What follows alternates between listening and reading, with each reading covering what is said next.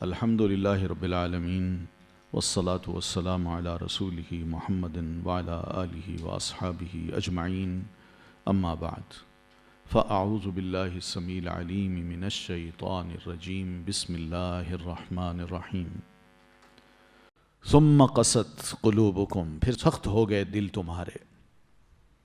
یعنی یہ واقعہ جو ہوا ہے، اس واقعے سے ہونا تو یہ چاہیے تھا کہ تمہیں بہت بڑی عبرت ملتی، تمہارے دل نرم ہو جاتے، پسیج جاتے، تم رسول کی ہر بات کو قبول کرنے کے عادی بن جاتے اور کہتے ہمارا تجربہ ہو چکا ہے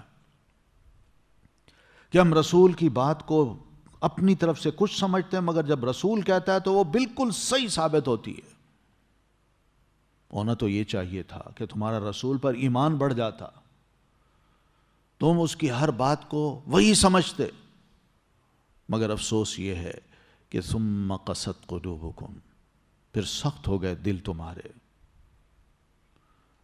کیا مطلب؟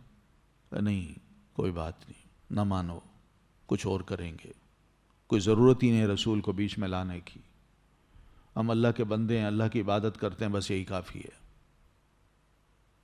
کیا ضرورت ہے رسول کو فالو کرنے کی.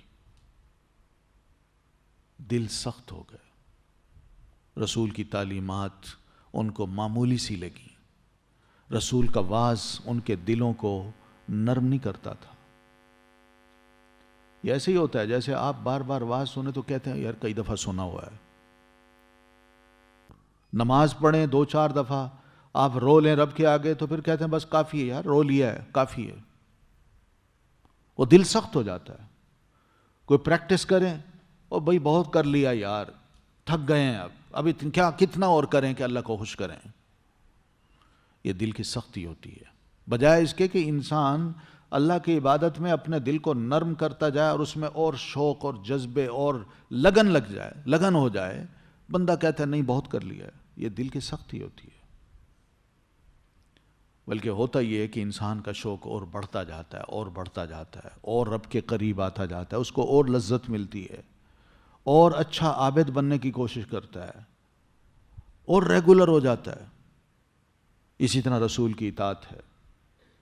مگر بندے کیا کرتے ہیں؟ کہتے ہیں نہیں یار بہت کر لیا، 70 سال کا ہو گیا ہوں، اللہ کی عبادت کر رہا ہوں، اس کے علاوہ اور میں کیا کروں. نہیں، ہم جتنا بھی کریں تھوڑا ہے. یاد رکھیے، جتنا بھی کریں تھوڑا ہے. اس عبادت کو نہ دیکھا کیجئے، اپنے رونے کو نہ دیکھا کیجئے، بلکہ اس چیز کو دیکھا کیجئے کہ میں جو کر رہا ہوں اور اللہ میرے لیے جو کر رہا ہے، کیا واقعی یہ اس کا نعم البدل ہے؟ میں اللہ کا شکر ادا کر سکتا ہوں؟ بندہ یہ سوچا کرے. یہ شیطان یہ جو دل میں باتیں ڈالتا ہے، او جی بس بڑا کچھ کر لیا ہے، کیا ضرورت ہے اتنا کچھ کرنے کی. حقیقت ہے ہم تو تھوڑی سی عبادت کرتے ہیں، سمجھتے ہیں اللہ پر بڑا احسان کر دیا ہے. نہیں، اگر یہ بات دل میں آتی ہے تو یقین مانیے دل کی سختی ہے. گناہ پہ بندے کو رونا نہ آئے اور نیکی میں لذت نہ آئے، یہ دل کی سختی ہے.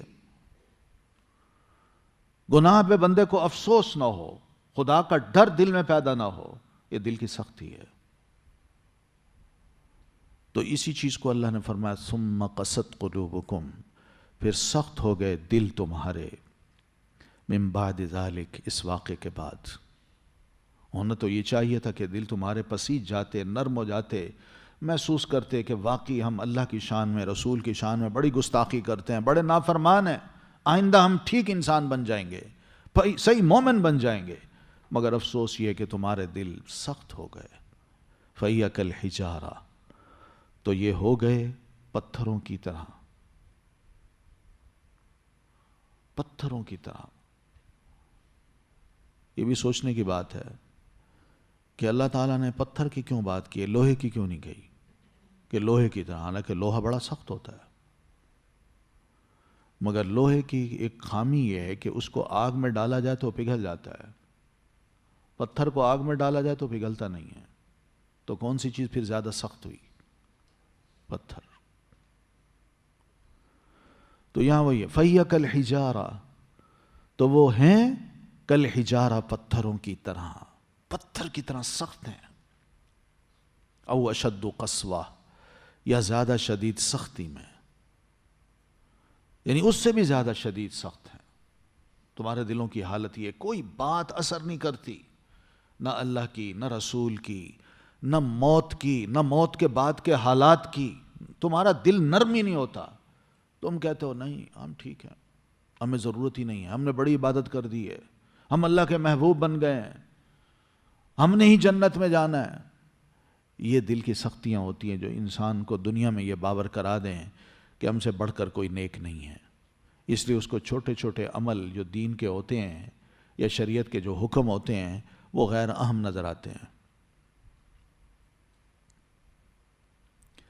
اللہ فرماتے ہیں وَإِنَّ مِنَ الْحِجَارَةِ، اور بے شک پتھروں میں سے کچھ پتھر. دیکھیے تم تو انسان ہو، تمہارے دل تو پتھروں سے بھی زیادہ سخت ہو گئے ہیں، مگر حقیقت یہ کہ کچھ پتھر اس زمین پر پہاڑوں میں کچھ ایسے بھی ہیں کہ لَمَا يَتَفَجَّرُ مِنْهُ الْأَنْهَارُ، کہ البتہ وہ ہیں جو پھوٹ پڑتی ہیں ان سے نہریں. یہ پتھروں کے اندر اللہ تعالیٰ نے خوبیاں رکھی ہوئی ہیں کہ اللہ تعالیٰ نے ان کے اندر ادراک کو، فہم کو، کسی چیز کو پا لینے کو، ایک ان کے اندر یہ قدرت رکھی ہے کہ وہ کسی شے کا ادراک کر لیتے ہیں. اسی لیے اللہ فرماتے ہیں دیکھیے پتھروں میں سے کچھ پتھر ایسے ہیں کہ وہ پھٹ پڑتے ہیں اور اس سے نہریں نکل آتی ہیں. کیا تمہارے دل کبھی پھٹے ہیں کہ رب کے آگے رو، تمہارے آنسوں جو ہیں وہ بالکل ایسے بہہ پڑیں جیسے کہ ایک چشمہ پھوٹ پڑتا ہے یا نہر بہہ پڑتی ہے؟ تم تو ان سے بھی گئے گزرے ہو.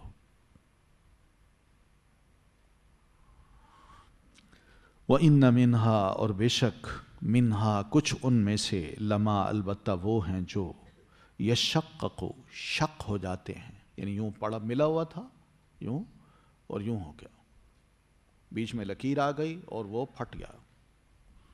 یہ ہے یشقق. کچھ پتھر ایسے ہیں جو شق ہو جاتے ہیں، فَيَخْرُجُ مِنْهُ الْمَاءُ، پھر نکل آتا ہے اس سے پانی. تمہاری آنکھوں پہ بھی اگر خدا نخواستہ کوئی اس طرح کا پردہ پڑا ہوا ہے تو دل تو تمہارے ایسے ہو جائیں کہ اللہ رسول کی بات سن کے اتنے نرم ہو جائیں کہ آنکھوں کا یہ پردہ ہی ہلکا سا پھٹ جائے، ایک دو آنسو ہی نکل آئیں، اللہ ان کی بھی قدر کر لے گا، مگر تمہارے دل میں تو وہ چیز ہی پیدا نہیں ہوتی. وَإِنَّ مِنْهَا لَمَا يَهْبِطُ مِنْ خَشْيَةِ اللَّهِ، اور بے شک کچھ ان میں سے البتہ وہ بھی ہیں جو گر پڑتے ہیں اللہ کے خوف سے. یہ بھی ہے. کچھ پتھر ایسے ہیں جو پہاڑ کی چوٹی پہ ہوتے ہیں، وہیں ان پہ لرزہ طاری ہوتا ہے اور وہ گر پڑتے ہیں. یہ لینڈ سلائیڈنگ جو ہوتی ہے اسی چیز کا نام ہے. یہ علماء کہتے ہیں، بلکہ صحابہ کرام کہا کرتے تھے، ہر وہ پتھر جو اوپر سے گرتا ہے وہ اللہ کے خوف سے گرتا ہے. پہاڑ کے اوپر سے جو بھی پتھر آتا ہے نیچے وہ اللہ کے خوف سے گرتا ہے. یہ قرآن مجید کا کہنا ہے. کیا اللہ کا خوف کبھی ہمارے دل میں بھی ایسا پیدا ہوا کہ خدا کا خوف آئے ہم سجدے میں گر پڑے اور کہیں اللہ مجھے معاف کر دے؟ نہیں. یہ دل کی بڑی سختی ہے. یہ سختی کے یہ انداز ہیں جو انسان کے دل میں پیدا ہو جاتے ہیں اور کوئی شے بھی اس کو متاثر نہیں کرتی. اور یہ کس کو کہا ہے؟ بنو اسرائیل کو. بنو اسرائیل کو کہا کہ تمہارے دل ایسے ہو گئے. اور جب یہ قرآن اتر رہا تھا تو صحابہ کرام کے دل ایسے نہیں تھے، نرم تھے، بڑے مہربان، اللہ کی بات کو قبول کرنے والے، وحی کو قبول کرنے والے، نبی علیہ الصلوۃ والتسلیم کی ایک ایک ادا پہ اپنے آپ کو قربان کرنے والے. وہ ایسے بنے ہوئے تھے. اللہ کے رسول صلی اللہ علیہ وسلم جمعہ پڑھا رہے ہیں، خطبہ دے رہے ہیں جمعہ کا. اتنے میں ایک صحابی مسجد میں داخل ہوتے ہیں. مسجد کے دروازے پہ ایک پاؤں ان کا اندر ہے اور ایک پاؤں باہر ہے. تو اسی دوران نبی علیہ الصلوۃ والتسلیم اپنی گفتگو میں کوئی بات کرتے دوران فرماتے ہیں اجلس، بیٹھ جاؤ. یہ آپ نے فرمایا اور بات کو چلا دیا. یعنی گفتگو تھی، اس میں اجلس کا لفظ آ گیا، بیٹھ جاؤ. جو ہی آپ نے یہ کہا تو اس صحابی کی یہ حالت تھی کہ اس کا ایک قدم مسجد کے اندر اور ایک قدم باہر. جو ہی نبی علیہ السلام کی بات سنی وہیں بیٹھ گئے. حالانکہ بات کچھ آپ کر رہے تھے، لیکن اس نے یہ سوچا کہ ہو سکتا ہے اللہ کے رسول مجھے کہہ رہے ہوں، فوراً بیٹھ گئے. اللہ کے رسول خطبے کے دوران آپ کی نظر پڑی، اچھا یہ یہاں بیٹھے ہیں، تو آپ نے سوچ لیا، سمجھ لیا کہ یہ میرے لفظ کو یہ مفہوم دے چکا اور بیٹھ گیا ہے. تو آپ نے فرمایا سنو، میں نے تمہیں نہیں کہا تھا. وہ اٹھے، مسجد میں آ گئے. پھر ہے جذبہ کہ نہیں؟ نبی صلی اللہ علیہ وسلم نے ایک انگوٹھی بنوائی، جو ہی آپ نے پہنی صحابہ کرام نے بھی سب نے انگوٹھیاں بنوا لیں اور پہننا شروع کر دیا. نبی علیہ السلام کو معلوم ہوا کہ یہ سارے اب اس پہ لگ گئے ہیں، سب انگوٹھیاں بنوا رہے ہیں. تو آپ نے بجائے کچھ کہنے کہ اپنی انگوٹھی اتاری اور پھینک دی. صحابہ کرام نے وہ انگوٹھیاں اتار کے پھینک دی. یہ مزاج تھا ہم مسلمانوں کا، ہمارے اسلاف کا، ہمارے بزرگوں کا. آج ہم کہاں کھڑے ہیں؟ آج حقیقت یہ ہے کہ اللہ رسول کی باتیں سن سن سن کے ہم سن ہو گئے ہیں. پھر بھی ہم اپنے آپ کو کہتے ہیں ہم سنی ہیں. کون سی سنت ہے جو ہم اس پہ عمل کر رہے ہیں؟ یہ دل کی سختی ہے، دل کی سختی. یہ شیوا تھا ان کا، بنو اسرائیل کا، اور یہ سختی اب ہمارے دلوں میں آ رہی ہے. کوئی اثر نہیں ہوتا. اب تو دل کی سختیوں کا یہ عالم ہے کہ لاش کو، جنازے کو قبرستان میں لے جائیں، قبر کھد رہی ہے، لاش پڑی ہے، جو ساتھ آئے ہیں وہ سائٹ پہ کھڑے ہو کے ایک دوسرے کو لطیفے سنا رہے ہیں. یہ دل کی سختی ہے، دل کی سختی. یہ نہیں سوچا جا رہا یار یہ قبر میں جایا ہے تو میں نے بھی کل کو جانا ہے، میرا بھی وقت آئے گا. مگر یقین نہیں آتا. ہم کہتے ہیں نہیں کچھ نہیں ہوگا.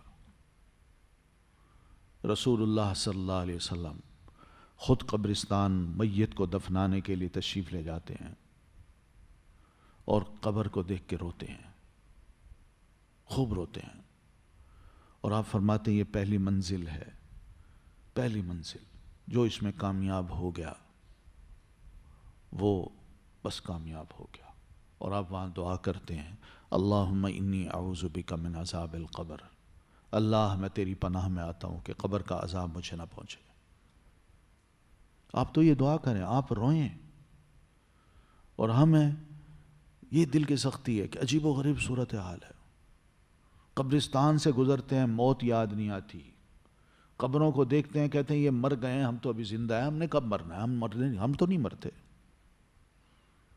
اور پھر قبر میں جو کچھ ہو رہا ہے اس کو بارے میں بھی ہم کبھی سوچتے نہیں کہ اس کے ساتھ پتہ نہیں کیا ہو رہا ہے. نبی صلی اللہ علیہ وسلم نے تو چھوٹی چھوٹی باتیں ہمیں سمجھا دی ہیں. آپ دو قبروں کے پاس سے گزرے، آپ نے فرمایا نئی بنی ہوئی تھی، مسلمانوں کی تھی، آپ نے فرمایا ان دونوں کو عذاب ہو رہا ہے. صحابہ بڑے الرٹ ہو گئے ہیں، مسلمان اور عذاب. اور آپ فرماتے ہیں کوئی بڑا گناہ نہیں کیا جو ہماری نظر میں کوئی بڑا گناہ ہو، ہم نے اس کو معمولی گناہ سمجھا ہوا ہے، مگر اللہ کے نزدیک یہ بہت بڑا گناہ ہے.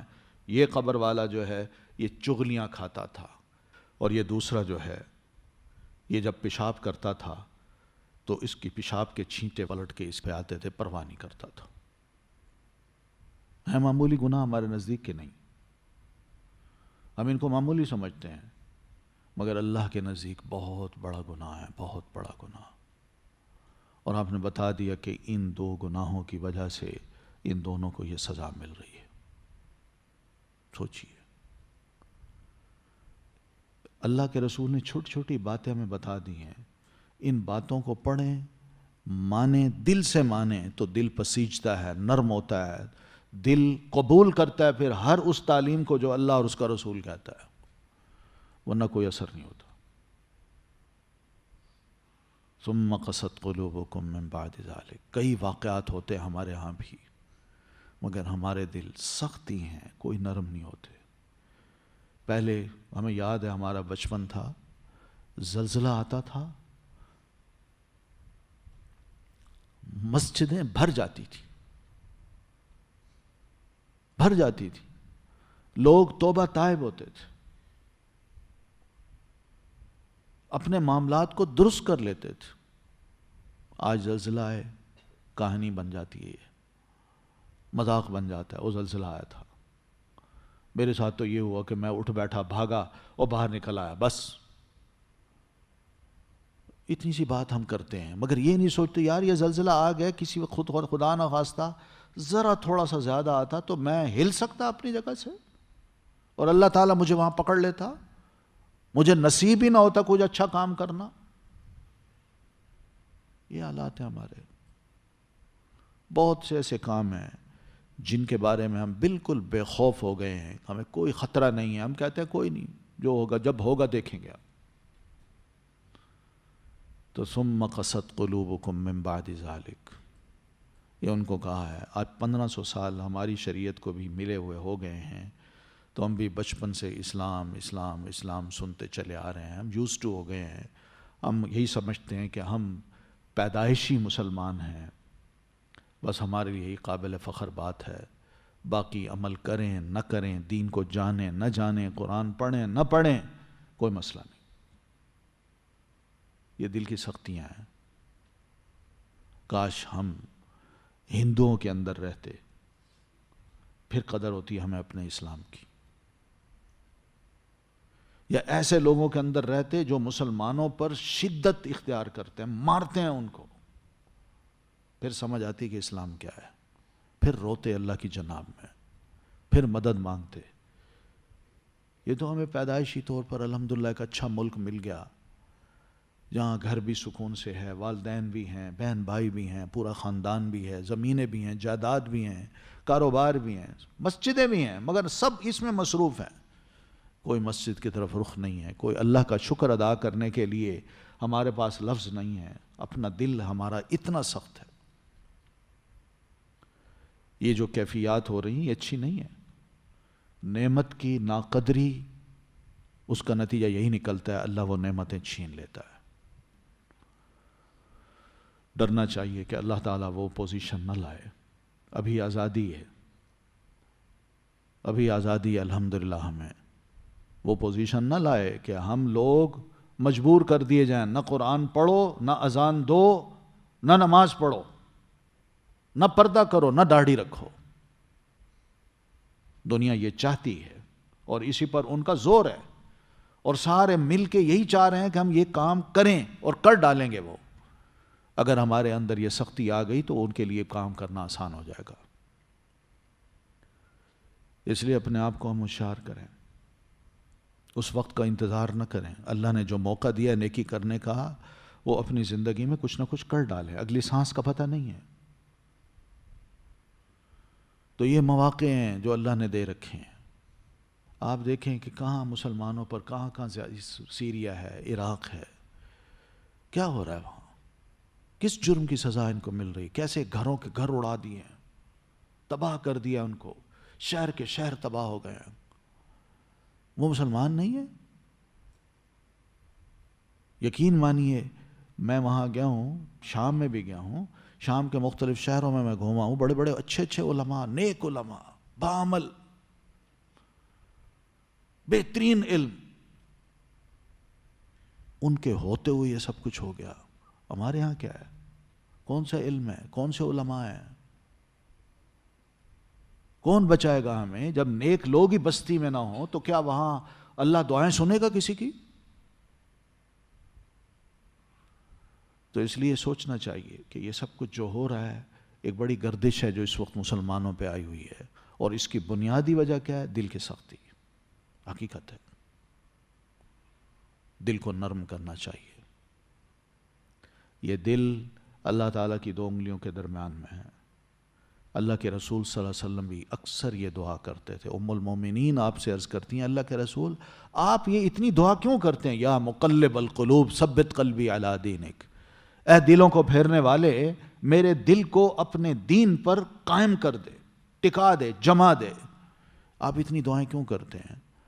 آپ فرماتے ہیں اس لیے کہ رحمان کی 2 انگلیوں کے درمیان بندوں کا دل ہوتا ہے. اللہ چاہے تو اس کو یوں پھیر دے، بندہ ہدایت والا بن جائے، اور چاہے تو اچھے بھلے کو الٹا کر دے، وہ گمراہ ہو جائے. اس لیے میں اس سے دعا کرتا ہوں میرے دل کو اللہ قابو رکھ، پھیرنا۔ تو یہ دعائیں کرنی چاہیے ہمیں۔ بہرحال وَإِنَّ مِنْهَا لَمَا يَهْبِطُ مِنْ خَشْيَةِ اللَّهِ، پتھروں میں سے کچھ پتھر ایسے ہیں جو اللہ کے خوف سے نیچے گر پڑتے ہیں، ڈھہ پڑتے ہیں۔ مراد یہ ہے کہ انسان میں بھی کچھ ایسے انسان ہوتے ہیں جن کے دلوں میں خوف آتا ہے، وہ کھڑے کھڑے سجدے میں گر جاتے ہیں، روتے ہیں، معافیاں مانگتے ہیں، مگر تم تو پتھر سے گئے گزرے ہو گئے ہو۔ پھر وَمَا اللَّهُ بِغَافِلٍ عَمَّا تَعْمَلُونَ، تم جو کرتے ہو اللہ اس سے غافل نہیں ہے۔ غفلت کا مطلب یہ ہے کہ ایک لمحے کے لیے بندہ ادھر ہو یا اس کا خیال ادھر جائے، دوسری طرف متوجہ ہو، اللہ کا خیال کہیں نہیں جاتا، تمہاری طرف ہی رہتا ہے۔ ادھر ادھر متوجہ ہو تو تب بھی اس کو تمہارا خیال ہے، وہ ادھر ادھر متوجہ، اس سے کوئی فرق نہیں پڑتا، وہ تمہارے ایک ایک عمل کو جو ظاہری ہے، باطنی ہے، ہاتھ کا ہے، آنکھ کا ہے، دل کا ہے، سب کچھ جانتا ہے۔ ایک لمحے کے لیے بھی وہ غفلت اختیار نہیں کرتا۔ تمہارے بارے میں اتنا الرٹ ہے، یاد رکھو، جو ہمارے اوپر اتنا چیک رکھتا ہے، اندازہ کریں کہ وہ کتنا احتساب کرے گا پھر۔ یعنی اتنا اللہ چیک رکھے ہم پر۔ میں ایک لمحے کے لیے بھی غفلت نہیں کرتا تمہارے کسی بھی عمل کے بارے میں، تو آپ سوچیں پھر وہ کتنا احتساب کرے گا، کڑا احتساب ہوگا۔ یہ جملہ ڈرا دینے والا ہے، وَمَا اللَّهُ بِغَافِلٍ عَمَّا تَعْمَلُونَ۔ کوئی کسی کو یہ کہے، بڑا آدمی کسی چھوٹے کو کہہ دے، تم آفس میں آتے ہو، تمہاری ایک ایک حرکت کا مجھے پتا ہے، تم کیا کرتے ہو، تمہارے کام کو بھی میں جانتا ہوں، تمہارے ملنے والوں کو بھی جانتا ہوں، تمہاری جو گفتگو ہو رہی ہوتی ہے اس کو بھی میں جانتا ہوں۔ بندہ کیا سوچے گا، میں تو گیا جاب سے، اس نے تو مجھے فارغ کر دینا ہے، یہی سوچے گا نا۔ اور اللہ تعالیٰ اگر ہمیں یہ کہہ رہا ہوگا بھائی میں تمہارے ایک ایک عمل کے بارے میں الرٹ ہوں، معمولی سا بھی غفلت اختیار نہیں کرتا، تو آپ سوچیں کتنا کڑا احتساب ہوگا ہمارا۔ ہم کس بات پہ مطمئن ہیں؟ یہ صرف یہی کہ اللہ کے رسول کی امت ہے، یہ ہمیں کہا جا رہا ہے،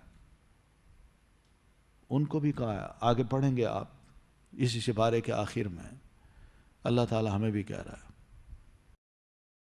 افتطمعون، یہ افا کو الگ کر دیجیے، آ بھی الگ ہے، فا بھی الگ ہے، اور تطمعون یہ ایک ہی لفظ ہے۔ تطمعون اس کا روٹ ہے طا میم عین، طمع۔ طمع کس کو کہتے ہیں؟ حرص کو، لالچ کو، ٹھیک ہے نا۔ طمع کہ انسان کے دل میں ایک خواہش سی پیدا ہو کہ یہ چیز بھی میری ہو جائے یا یہ بھی اپنا ہو جائے، اور یہ چیز ایسی ہوتی ہے جو اس کے اختیار میں نہیں ہوتی، جبکہ اس کے پاس یہ چیز ہے۔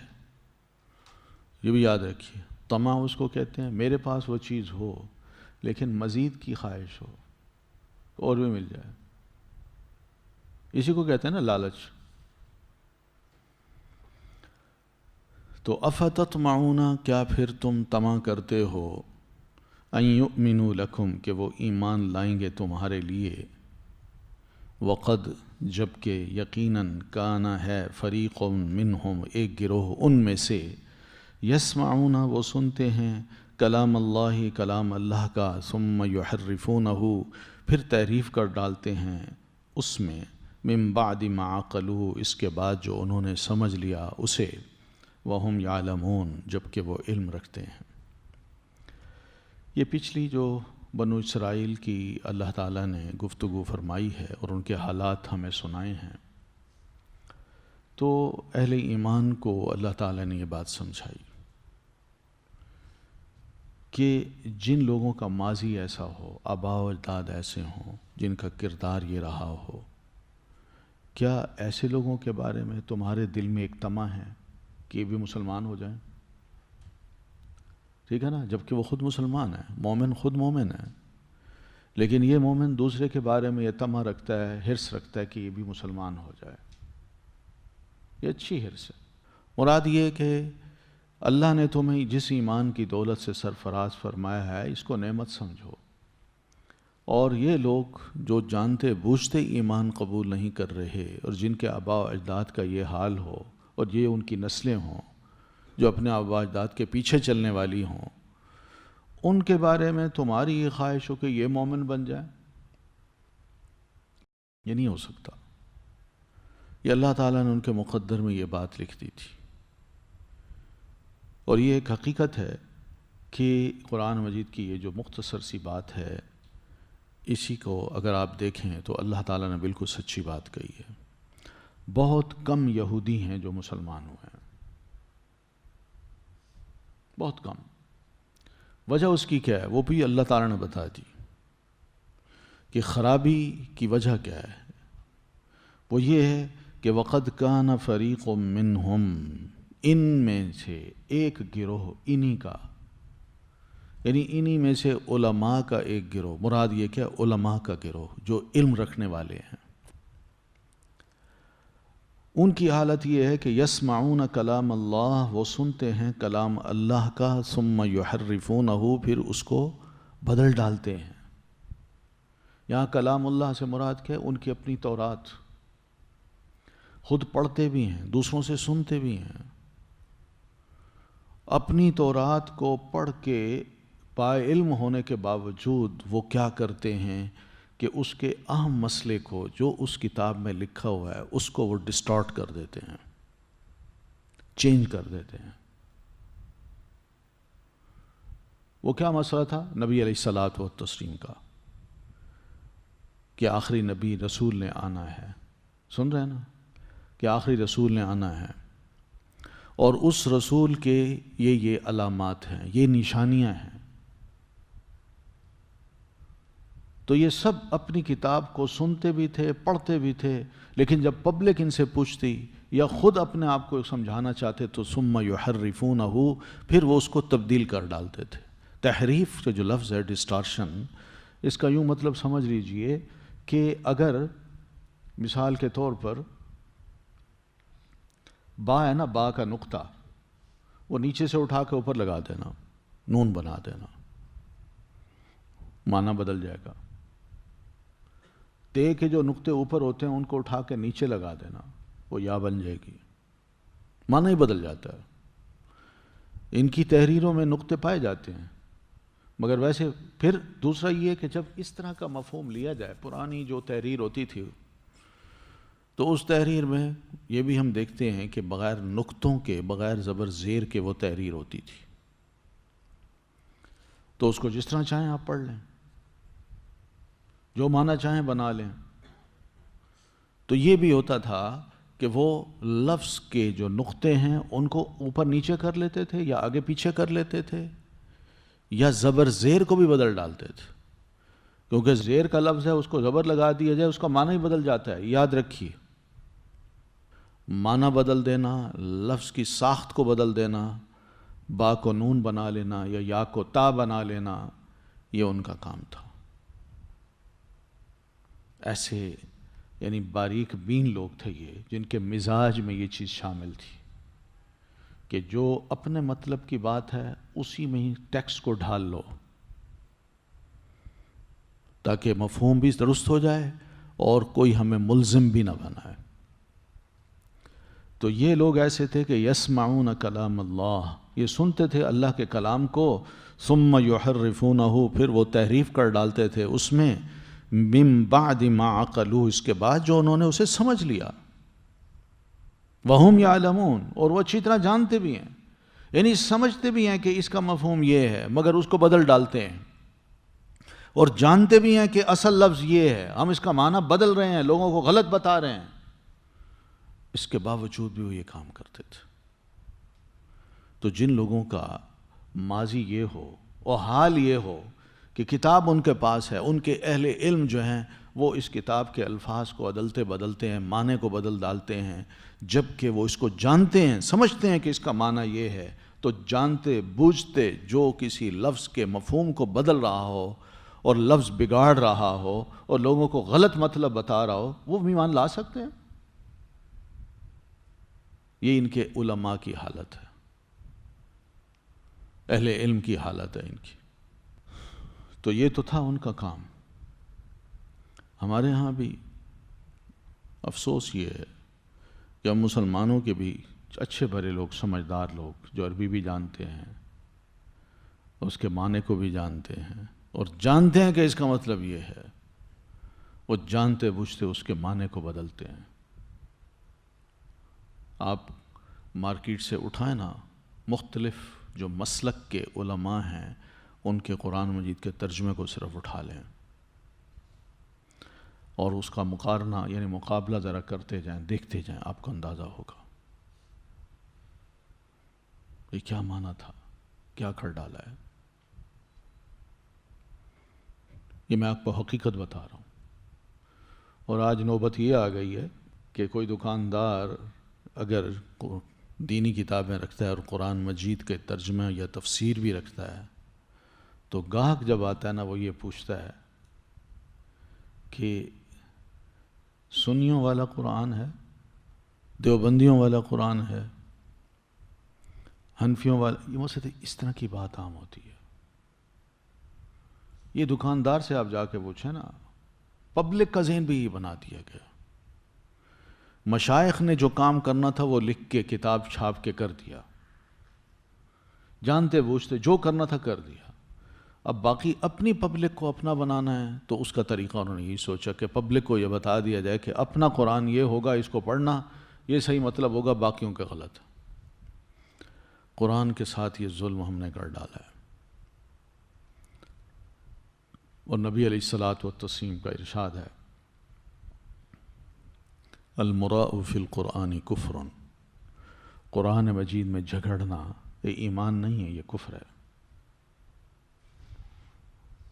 یہ ہماری حالت ہو گئی ہے۔ ہم نے دین کی کیا خدمت کی، ہم تو نبی علیہ الصلاۃ والتسلیم کا یہ جو ارشاد ہے اس کو بھی نہ سمجھ سکے کہ کہیں اس کی زد میں یا آپ تو نہیں آ رہے۔ اور یہ سب جانتے بوجھتے ہو رہا ہے، جانتے بوجھتے۔ اگر قرآن مجید کا صرف لفظی ترجمہ کر دیا جائے نا، لفظی ترجمہ، اور بغیر کچھ کہے لوگوں کو دے دیا جائے، عام پبلک کو الحمدللہ اتنی عقل اور سمجھ ہے کہ وہ اسی لفظی ترجمے سے ہی بہت سے مفہوم خود بخود سمجھ سکتی ہے، اس کو ضرورت ہی نہیں ہے کہ وہ کسی کے حاشیے پڑھے۔ لیکن یہ ہو رہا ہے۔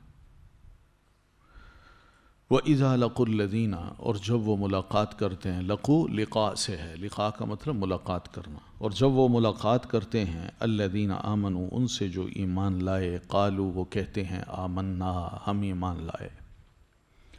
یہی یہودی جو مکہ کے، مدینہ کے سراؤنڈنگ میں رہتے تھے تو دبے ہوئے تھے، کیونکہ مسلمان ذرا قوت پکڑ رہے تھے۔ تو مسلمانوں سے جب یہ یہودی علماء ملتے تھے تو مسلمانوں کو کہتے ہم بھی ایمان لائے،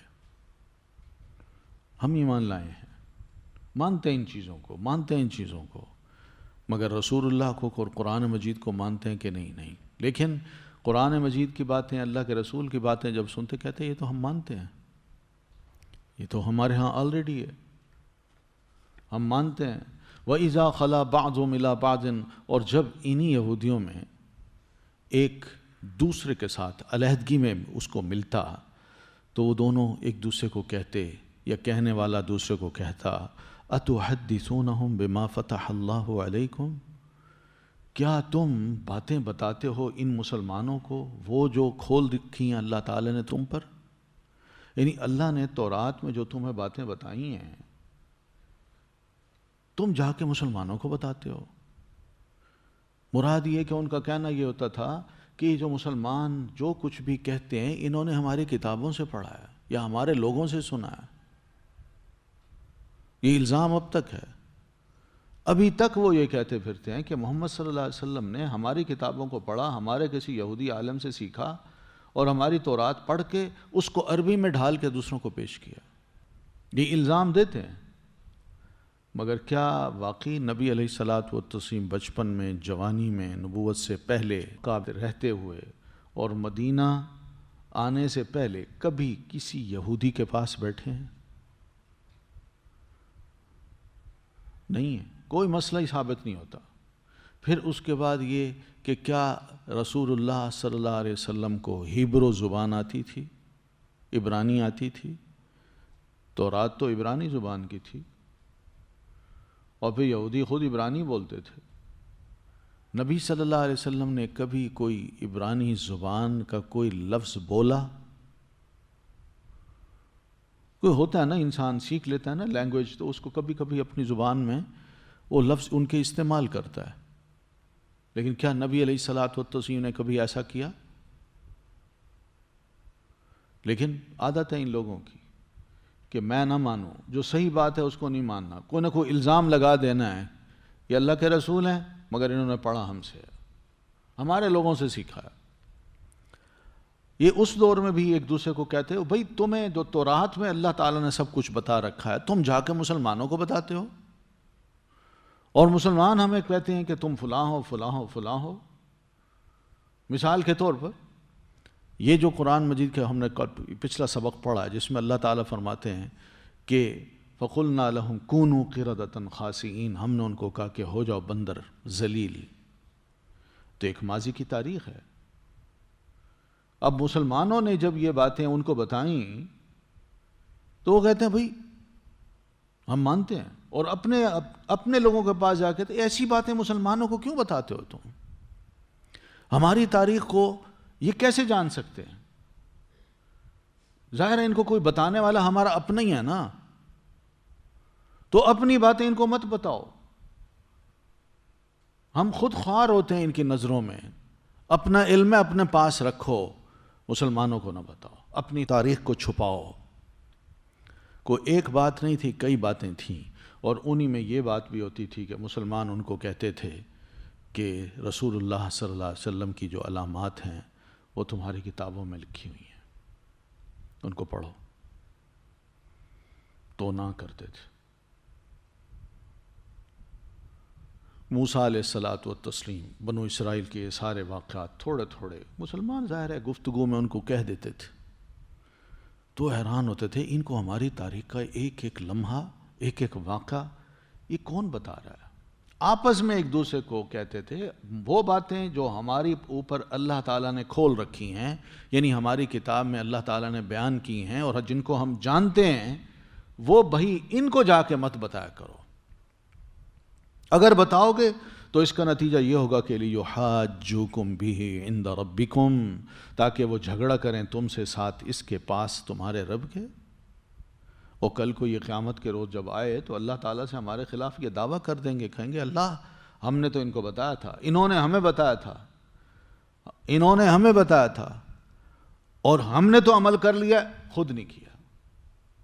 تو اس لیے ایسی باتیں مت بتاؤ کہ اللہ بھی کل کو ہماری عدالت میں کھڑا کر کے ہمیں شرمسار کرے ان کے سامنے۔ چھپاؤ ایسی باتوں کو۔ اب اس سے آپ اندازہ کر لیں کہ ان کا اللہ تعالیٰ کے بارے میں کیسا ایمان تھا۔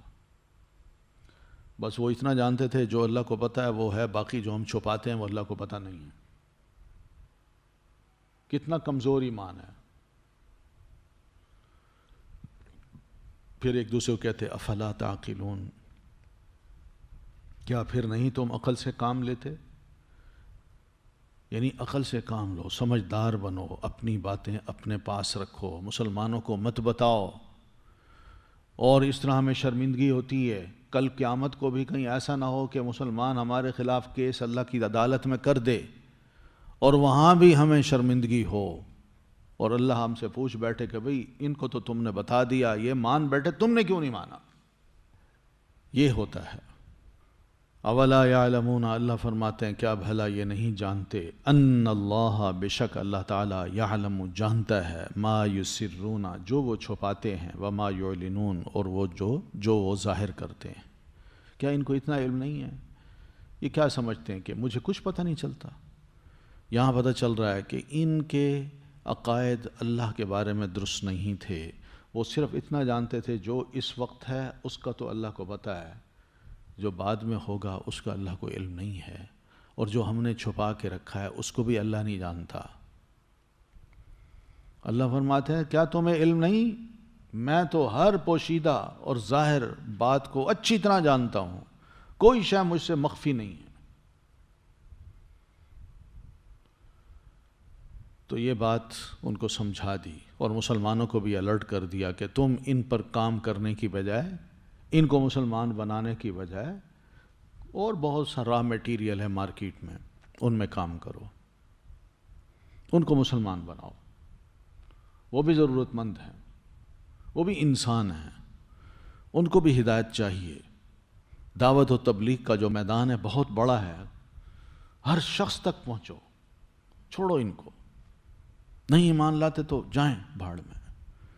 لیکن اتنا ضرور ہے کہ تم لوگ اپنے وقت کو اس طمع میں ضائع نہ کرو کہ شاید یہ لوگ مسلمان ہو جائیں، شاید ہو جائیں، شاید ہو جائیں، یہ نہیں ہوں گے۔ ٹھیک ہے؟ تو یہی اصول نبی علیہ الصلاۃ والتسلیم نے اپنایا، اور اللہ کے رسول صلی اللہ علیہ وسلم نے دعوت و تبلیغ کے میدان کو بڑا وسیع کر دیا۔ آپ ایک عام بندے کو بھی ملتے، دیہاتی کو بھی ملتے، شہری کو بھی ملتے، باہر کے آنے والے کو بھی ملتے، مسافر کو بھی ملتے، باہر خط بھی لکھتے، اپنے نمائندے بھی بھیجتے، اور اللہ کے رسول صلی اللہ علیہ وسلم اسلام کی دعوت دے رہے ہیں، کہیں رکے نہیں ہیں۔ اسی اعتبار سے اسلام کو دیکھیں نا تو یہ اگر یہ متحرک رہتا ہے، اس کے اندر حرکت ہے، تو اس میں بڑی برکت ہوگی، اور اگر یہ کہیں رک گیا تو پھر یہ پھیلے گا نہیں۔ کتنی رکاوٹیں ہیں جو کھڑی کی جاتے ہیں مختلف جگہوں پہ، لیکن الحمدللہ وہاں رکاوٹ بنتی تو مسلمان دوسرے راستے نکال لیتے ہیں، وہاں جا کے دعوت و تبلیغ کا کام شروع کر دیتے ہیں، اور اللہ کا شکر ہے کہ لوگ مسلمان ہوتے ہیں۔ تو اس لیے نبی علیہ الصلاۃ والتسلیم نے یہی کچھ کیا۔ ان یہود کو جو جانتے تھے، علم رکھتے تھے، انہوں نے جب اس قسم کی حرکت کی ہے تو جاہل آدمی پھر کیسا ہوگا ان کا؟ تو آپ نے ان کو چھوڑ دیا، ٹھیک ہے، ان کو ان کے حال پہ چھوڑتے ہیں، وقت بتائے گا کہ اللہ تعالیٰ ہمیں کیا حکم دیتا ہے اور ہم ان کے ساتھ کیا سلوک کرتے ہیں۔ اب یہ تو ان کے علماء کی بات، اب ان کے عام بندوں کی بات بھی کرتا ہے اللہ تعالیٰ۔ وَمِنْهُمْ، اور ان میں سے کچھ امیون، ان پڑھ ہیں، لا يعلمون الکتاب، نہیں وہ علم رکھتے کتاب کا، الا امانیہ، سوائے تمناؤں کے، وَإِنْهُمْ، اور نہیں وہ الا مگر، یظنون، وہ گمان کرتے ہیں۔ تو امی اس کی جمع ہے امیون، امی یہ ماں کی طرف منسوب ہے، ٹھیک ہے۔ پرانے دور میں مردوں کے ہاتھ میں قلم ہوتا تھا اور عورتیں قلم نہیں پکڑتی تھی، وہ گھر کے کام کاج میں ہی اپنے آپ کو مصروف رکھتی تھی۔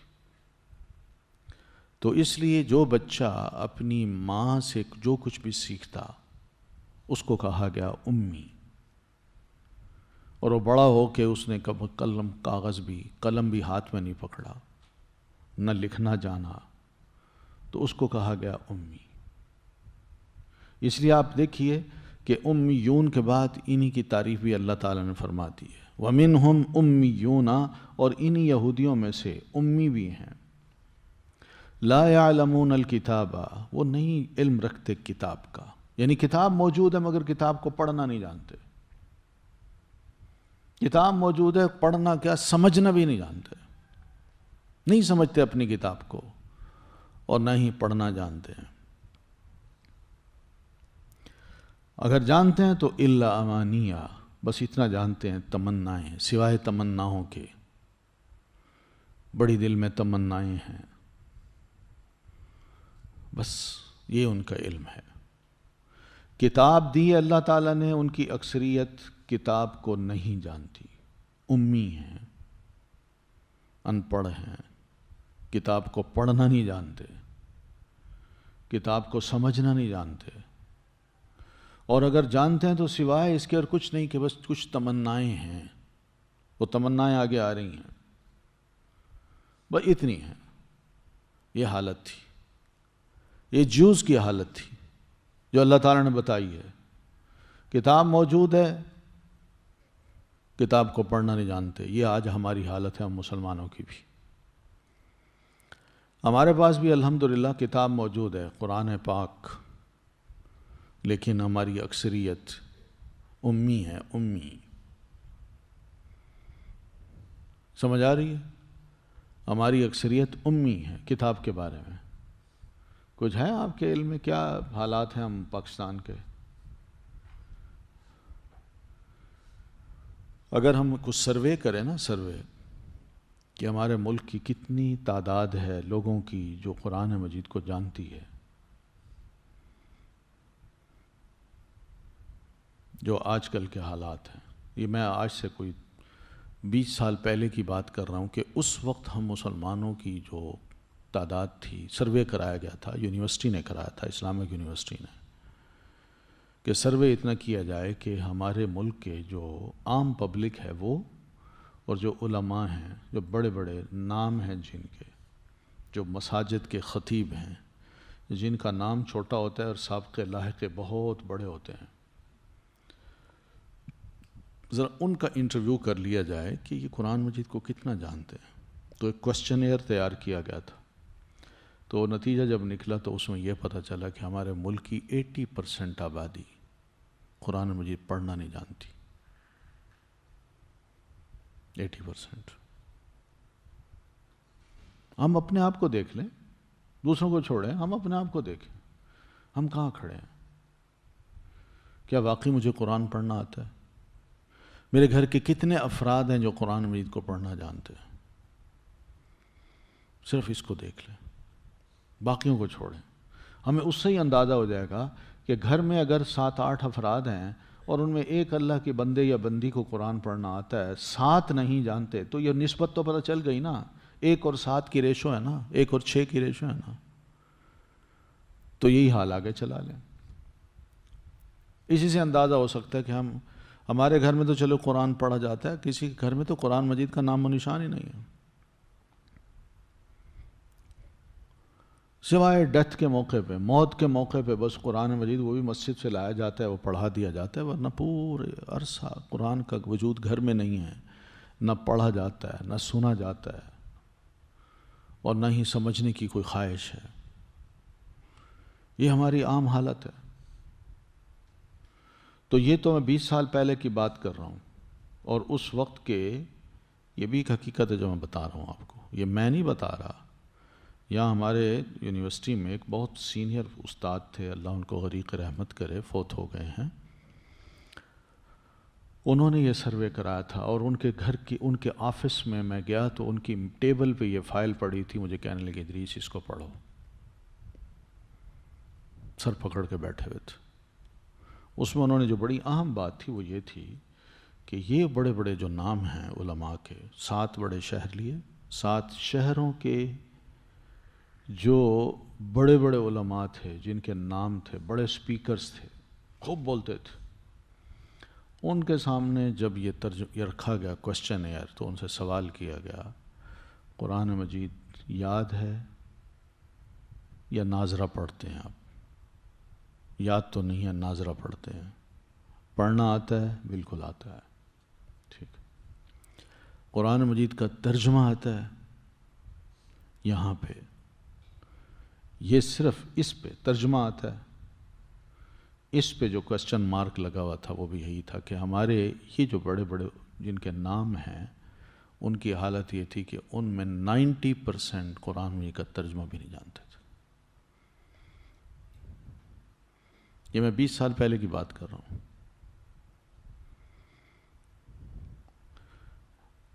آپ سوچ لیں، یہ دیکھیں ہم کہاں کھڑے ہیں، اور ابھی ہمارے اندر کچھ بھی نہیں ہے. دنیا ہم سے خائف ہے کہ یہ مسلمان ہیں. دنیا ہمارے بارے میں یہی جانتی ہے کہ یہ مسلمان پاکستانی مسلمان بہت اچھا مسلمان ہے، اس کو دین کا پتہ ہے، یہ مسلمان ہے، ان کا ملک اسلام کے نام پہ حاصل کیا گیا تھا. لیکن ہمارا اندر کا حال یہ ہے. تو کیا ہم امی نہیں ہیں؟ اور پھر ادھر یہ حالت ہے، ہم کچھ نہیں جانتے اپنی کتاب کے بارے میں، اور دوسری طرف تمنائیں بڑی ہیں، اور جی ہم تو محمد الرسول اللہ صلی اللہ علیہ وسلم کی امت ہیں، ہم تو بخشے ہوئے لوگ ہیں، اللہ کے رسول نے ہم جیسے گناہ گاروں کی سفارش تو کرنی ہے، ہم آپ پر جو ایمان لائے ہیں آخر اس ایمان کا یہی فائدہ تو ہوگا۔ بالکل وہی سوچ ہے جو جیو کی ہے، جو کہا کرتے تھے کہ ہم انبیاء کرام کی اولاد ہیں، خالص خون ہے ہمارا،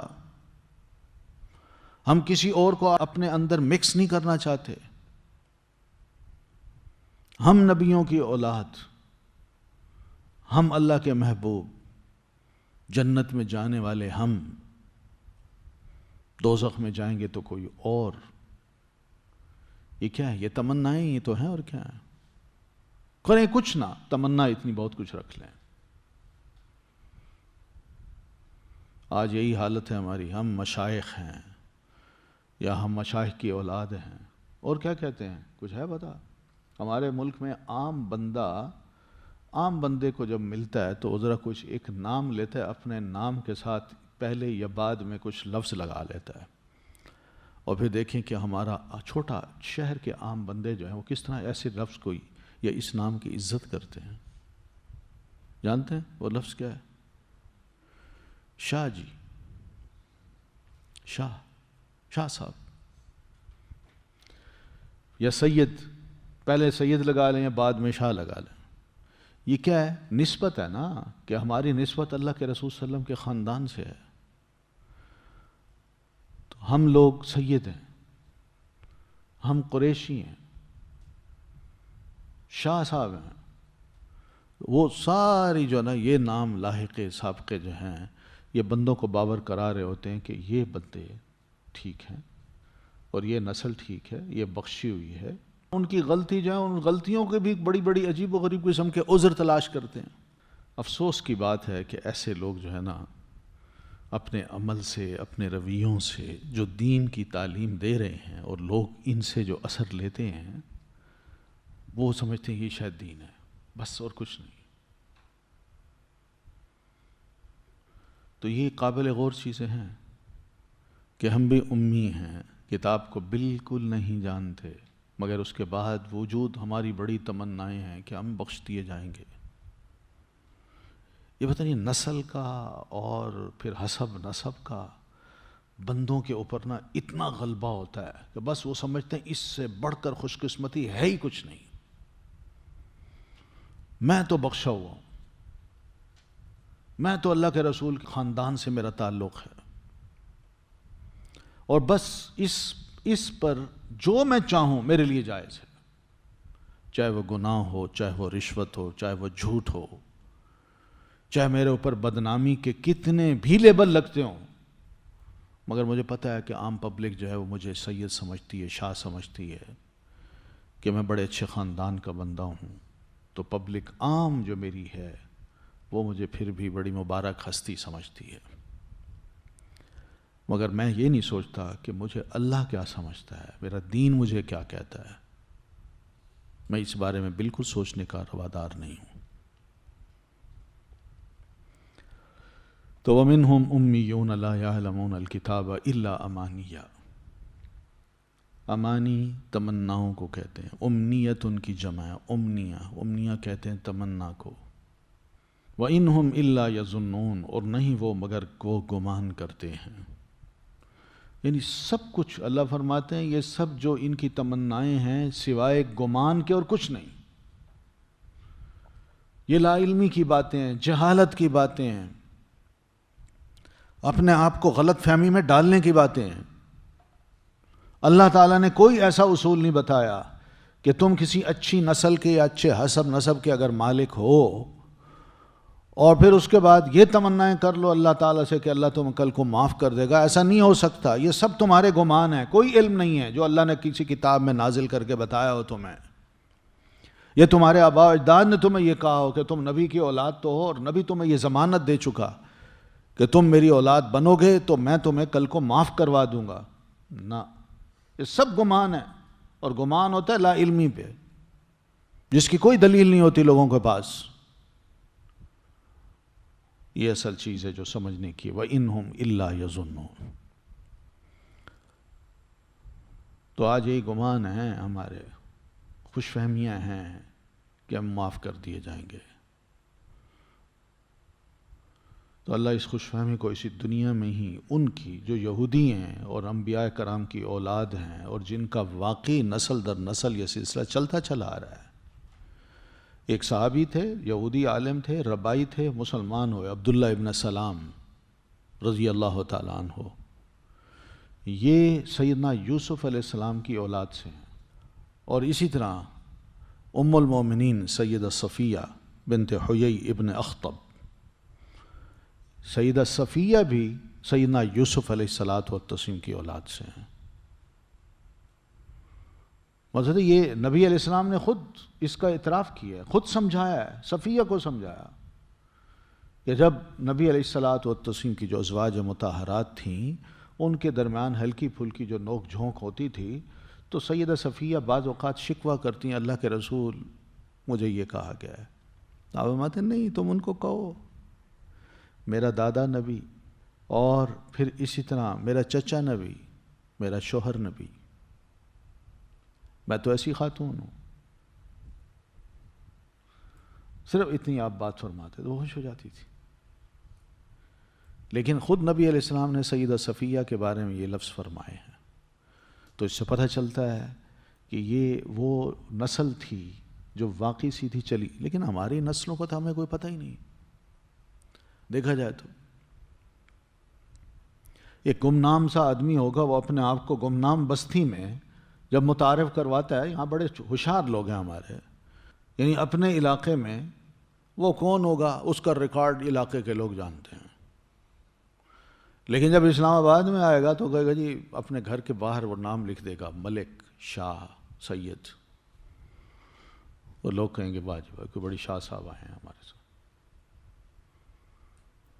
کیونکہ نئی بستی کے لوگ نہیں جانتے. ہمارے ہاں تو یہ حالت ہے کہ ہم اپنے نسب حسب نسب کو بدلنے میں بھی کوئی آر نہیں سمجھتے، اور پھر بھی ہم کہتے ہیں کہ لوگوں کو مروب کرنے کے لیے یہی طریقہ ٹھیک ہے، اور یہ بڑا غلط طریقہ ہے. وَإِنْهُمْ إِلَّا يَظُنُّونَ. یہ ہے ایک کردار جو اللہ نے بتا دیا کہ ان کے پڑھے لکھے لوگوں کا یہ ہے اور ان پڑھ لوگوں کا یہ ہے. وہ تمنائیں رکھتے ہیں.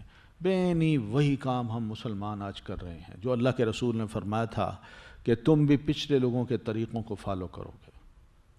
شبرم بشبرن. آپ فرماتے ہیں ایک ایک جو ہاتھ کا فاصلہ ہے ایسے ہی تم چلو گے، جیسے ان کا ہاتھ ویسے ہی تمہارا، جیسے ان کا قدم ویسے، جیسے ان کا عمل ویسے تمہارا، کوئی اس میں اختلاف نہیں ہوگا. یہ آپ نے فرمایا. تو یہ تو حالت ہماری بھی ہے، تو قابل غور ہے ہماری حالت. پھر اس کے بعد دیکھیے فویل، پس تباہی ہے، للذین، ان لوگوں کے لیے، یکتبون، جو لکھتے ہیں، الکتاب، کتاب کو، بایدیہم، اپنے ہاتھوں سے، ثم، پھر، یقولون، وہ کہتے ہیں، ھذا، یہ لکھا ہوا، من عند اللہ، اللہ کی طرف سے ہے، لیشتروا، تاکہ وہ لے لیں، بھی، بدلے اس کے، ثمنا قلیلا، قیمت تھوڑی. یہ عمل بتایا کہ ماضی کے جو لوگ تھے، یہ دیندار لوگ تھے جو دین کا بڑا دعویٰ کرتے تھے نبی علیہ السلام کی آمد سے پہلے، ان کا حال یہ تھا کہ کوئی شے، کوئی مسئلہ وہ اپنے ہاتھ سے لکھتے. یہ فتویٰ ہو، مسئلہ ہو، کوئی کتاب ہو، کسی مسئلے کی کوئی کتاب لکھنی ہے تو وہ لکھتے، اور لکھ کے پبلک کے سامنے جب آتے تو پبلک کو کہتے ھذا من عند اللہ، یہ اللہ کی طرف سے ہے. یہی شریعت ہے جو ہم آپ کو بتا رہے ہیں، اسی پہ عمل کیجئے. یہ میں نے جو لکھا ہے یہ میں نے اپنی طرف سے نہیں لکھا بلکہ من عند اللہ، اللہ کی طرف سے. تو جب پبلک یہ سنتی کہ اللہ کی طرف سے تو اس کو لے لیتی، ہاتھوں ہاتھ لیتی، قبول کرتی. یہ ماضی میں ان لوگوں نے اپنی پبلک کو یوں سمجھایا کہ کتاب پڑھنے کی ضرورت نہیں ہے، اس کتاب کو سامنے رکھ کے جو باتیں ہم لکھتے ہیں تو یہ کل کو کوئی سوال ان سے کرنا چاہے تو اس کو کہتے بھئی یہ میں نے تھوڑی، یہ تو اللہ کا کہا ہے. یہ عام حالت تھی ان کی. یہ حالت ہمارے ہاں بھی ہے. یہ فتوے جو چلتے ہیں، آپ نے کبھی ان پہ غور کیا؟ فتووں پہ آپ ان فتووں پہ غور کریں تو آپ کو حیرت ہوگی کہ ہمارے ہاں بھی بڑے پڑھے لکھے سمجھدار لوگ وہ ایسے ایسے فتوے دیتے ہیں، کہتے ہیں یہ بھی شریعت ہے. آپ نے کبھی سنا ہے کہ نماز نہ پڑھنے کا کوئی فدیہ ہوتا ہے؟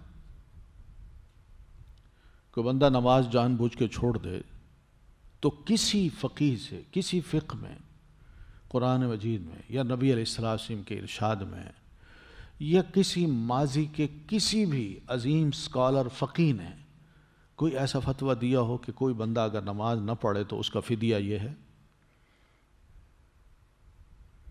لیکن آج کل ہمارے ہاں یہ فتویٰ ہے، عام پبلک اس کو مانتی ہے، وہ کہتی ہے شریعت ہے. یہ ہے ھذا من عند اللہ، یہ اللہ کی طرف سے ہے. فدیہ یاد رکھیے، فدیہ کا مقرر کرنا کسی کا کام نہیں ہے. یہ اللہ مقرر کرتا ہے یا اللہ رسول کو بتاتا ہے وہ کرتا ہے. کسی امت کے کسی فرد کو، بلکہ اس امت کے کسی بھی فرد کو اس بات کی اجازت نہیں ہے کہ وہ اس قسم کی شریعت سازی کرے. مگر لوگ اس کو ٹھنڈے دلوں قبول کرتے ہیں، کہتے ہیں ٹھیک ہے جی، ہمارے بزرگ ہیں، وہ زیادہ جانتے ہیں، جو انہوں نے کہا ہے کریں گے. اور اگر سمجھایا جائے کہتے ہیں آپ غلط ہیں. یہ ہے ھذا من عند اللہ، یہ اللہ کی طرف سے ہے.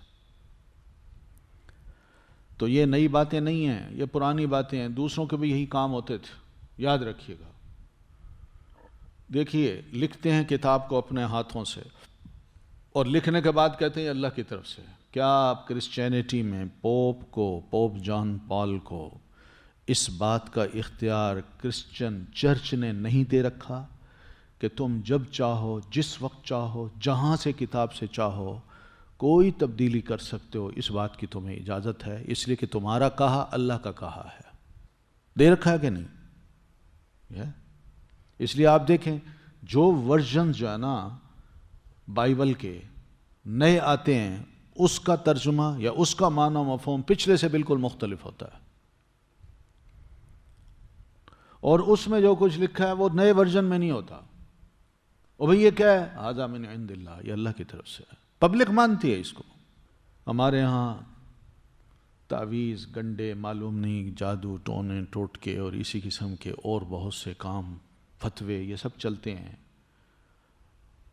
یہ جو پروٹیسٹنٹ فرقہ بنا ہے عیسائیوں میں، اس کی ابتدا تو ایسے ہوئی ہے کہ مارٹن لوتھر جو اس کا وہ ہے بانی ہے، اس نے، عام بندہ تھا وہ، بائبل کا مطالعہ کرتا تھا، اس کو پتہ تھا، جانتا تھا وہ.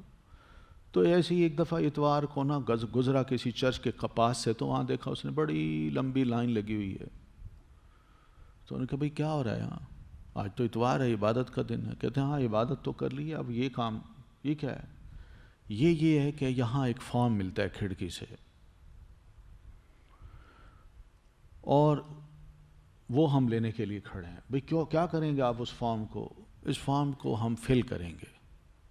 کیا ہوتا ہے اس میں سوال کہ پچھلے ہفتے آپ نے جو گناہ کیے ہیں وہ اس کی پوری آپ لسٹ لکھ لیجئے کہ میں نے یہ زنا کیا، یہ شراب پی، یہ کام کیا، یہ کیا، وہ کیا.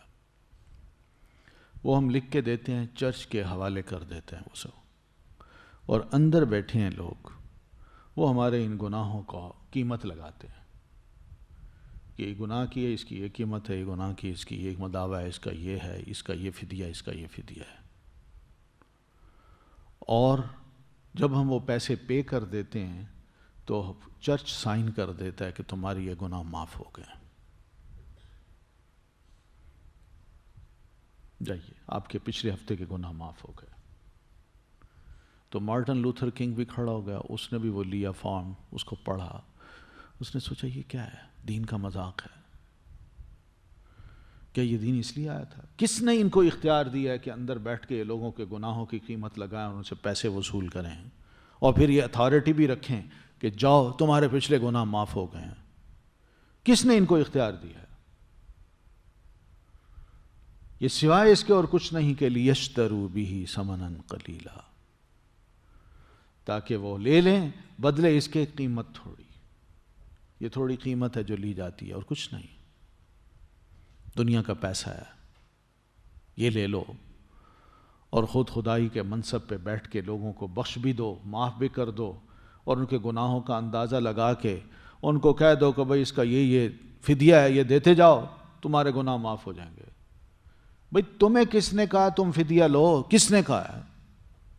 تمہیں کس نے کہا ہے کہ تم لوگوں کے ایک ایک گناہ کے اتنے اتنے پیسے مقرر کرو، قیمت لگاؤ؟ یہ تمہیں کس نے کہا ہے؟ ایک سوال ہے. اور ہمارے ہاں بھی دیکھیں آپ، ایک بندہ نماز نہیں پڑھتا، 10 سال اس نے نماز نہیں پڑھی، اب وہ نماز پڑھنا چاہتا ہے تو اس کو کہا جاتا ہے کہ تم نے ایک نماز کا اتنا فدیہ دینا ہے. اور یہ مختلف ریٹس ہیں. ایک کے پاس چلے جائیں وہ کہے گا 25 روپے ایک نماز کا فدیہ ہے. دوسرے کے پاس چلے جائیں وہ کہے گا 15 روپے، اور تیسرے کے پاس چلیں گے وہ کہے گا 10 روپے.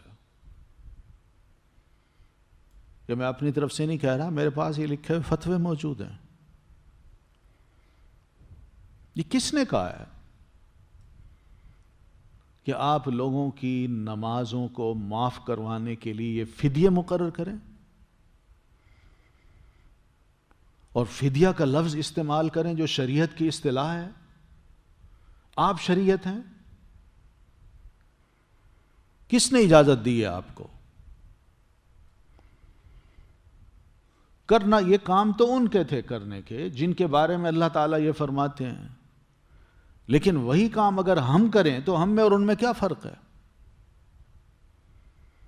وہ بے ایمان ہو جائیں اور ہم دیندار کہلائیں تب بھی؟ یہ کون سی شریعت ہے؟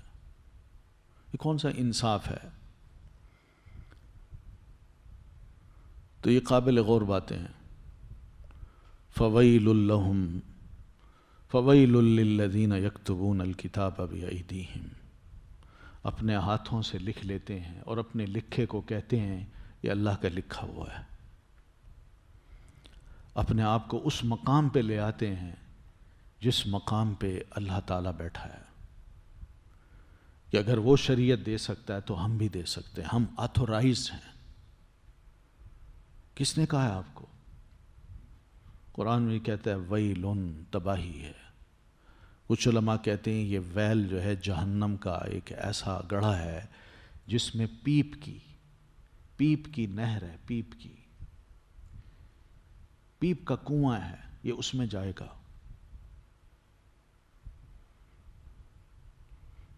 اور کچھ علماء کا کہنا یہ ہے کہ ویل جو ہے یہ جہنم کا انتہائی نچلا گڑھا ہے جس میں ایک بے ایمان شخص جب ڈالا جائے گا تو وہ 40 خریف تک، 40 سال تک وہ اس میں گرتا جائے گا تب جا کے وہ اس کے آخری کھائی میں جا کے گرے گا. یہ اللہ تعالیٰ کے لفظ ہیں، کوئی عام بندوں کے نہیں ہیں. فَوَيْلٌ لِّلَّذِينَ يَكْتُبُونَ الْكِتَابَ بِأَيْدِيهِمْ. تو تباہی ہے ان لوگوں کے لیے جو لکھتے ہیں کتاب کو اپنے ہاتھوں سے. ثُمَّ يَقُولُونَ، پھر یہی لوگ اپنے ہاتھ سے لکھ کے پبلک کو یہ کہتے ہیں هَذَا مِنْ عِنْدِ اللَّهِ، یہ اللہ کی طرف سے. افسوس تو یہ نا کہ پبلک کی بھی آنکھیں بند ہیں، وہ بھی نہیں سوچتی. ان کے پاس اتنی اخلاقی جرت نہیں ہے کہ اس سے اتنا تو پوچھ لیں اور بھلے بندے تم جو کہہ رہے ہو کہاں ہے؟ ہماری کتاب تو یہ کہتی ہے، کتاب میں ہم نے یہ پڑھا، یا ہم مزید تحقیق کر لیتے ہیں. نہیں، کوئی لوگ سوچتے نہیں ہیں اور لوگ مان لیتے ہیں. یہ اندھی عقیدت یہ لوگوں میں ہے. اس لیے یہ جو نیکی ہوتی ہے نا، نیکی، خدا خوفی کا تقاضا یہی ہوتا ہے کہ انسان اپنی نیکی کو، اپنے علم کو لوگوں کے سامنے اتنا نہ پھیلائے کہ لوگوں کی نظروں میں یہ شخصیت بڑی مقدس بن جائے۔ یہ معاملہ بندے کا اللہ کے ساتھ ہے۔ علم ہے تو عمل کر کے دکھا دے، بس کافی ہے۔ جو آئے پوچھے اس کو ہلکا سا علم بتا دے، کافی ہے۔ جو علم کے اسٹوڈنٹ ہیں ان کو علم دے تاکہ وہ تیار ہو جائیں، لیکن اس کا یہ مطلب نہیں کہ خود مقدس گائے بن جائے کہ لوگ اس کی پوجا پاٹ شروع کر دیں اور جو اس کا کہا ہو اس کو کہیں یہ اللہ کا کہا ہے۔ یہ عجیب سی صورتحال ہے۔ اس لیے علم بڑا فتنہ بھی بن جاتا ہے، نیکی بعض اوقات بڑا فتنہ بن جاتی ہے۔ اس لیے نبی علیہ الصلوۃ والتسلیم نے ایسے حلقوں کو بالکل پسند نہیں کیا کہ آپ فرمائیں جہاں لوگ ارد گرد بیٹھے اور ایک بندہ یہ چاہے میں صاحب صدر بن کے وہاں بیٹھ جاؤں، بڑا نمایاں ہوں، یہ پسند نہیں کیا آپ نے، کیونکہ غرور آ جاتا ہے نا بندے کو کہ میں بڑی شے ہوں، میں بڑا نیک ہوں۔ اس طرح کی جو کیفیت ہے یہ دین نے پسند نہیں کی۔ تو یہ بعض اوقات بڑی فتنہ بن جاتا ہے اور لوگ اندھی عقیدت سے پھر ہر بات کو قبول کر لیتے ہیں اور کہتے ہیں جو انہوں نے فرمایا وہی ٹھیک ہے۔ تو بہرحال یہ بڑا ظلم ہوتا ہے، زیادتی ہوتی ہے پبلک پہ، پبلک اصل دین سے محروم رہتی ہے اور شخصیت کو دیکھ کے بس اسی پہ جھومتی ہے۔ تو اللہ فرماتے ہیں دھیان کریں، فَوَيْلُ لِلَّذِينَ يَكْتُبُونَ الْكِتَابَ بِأَيْدِيهِمْ۔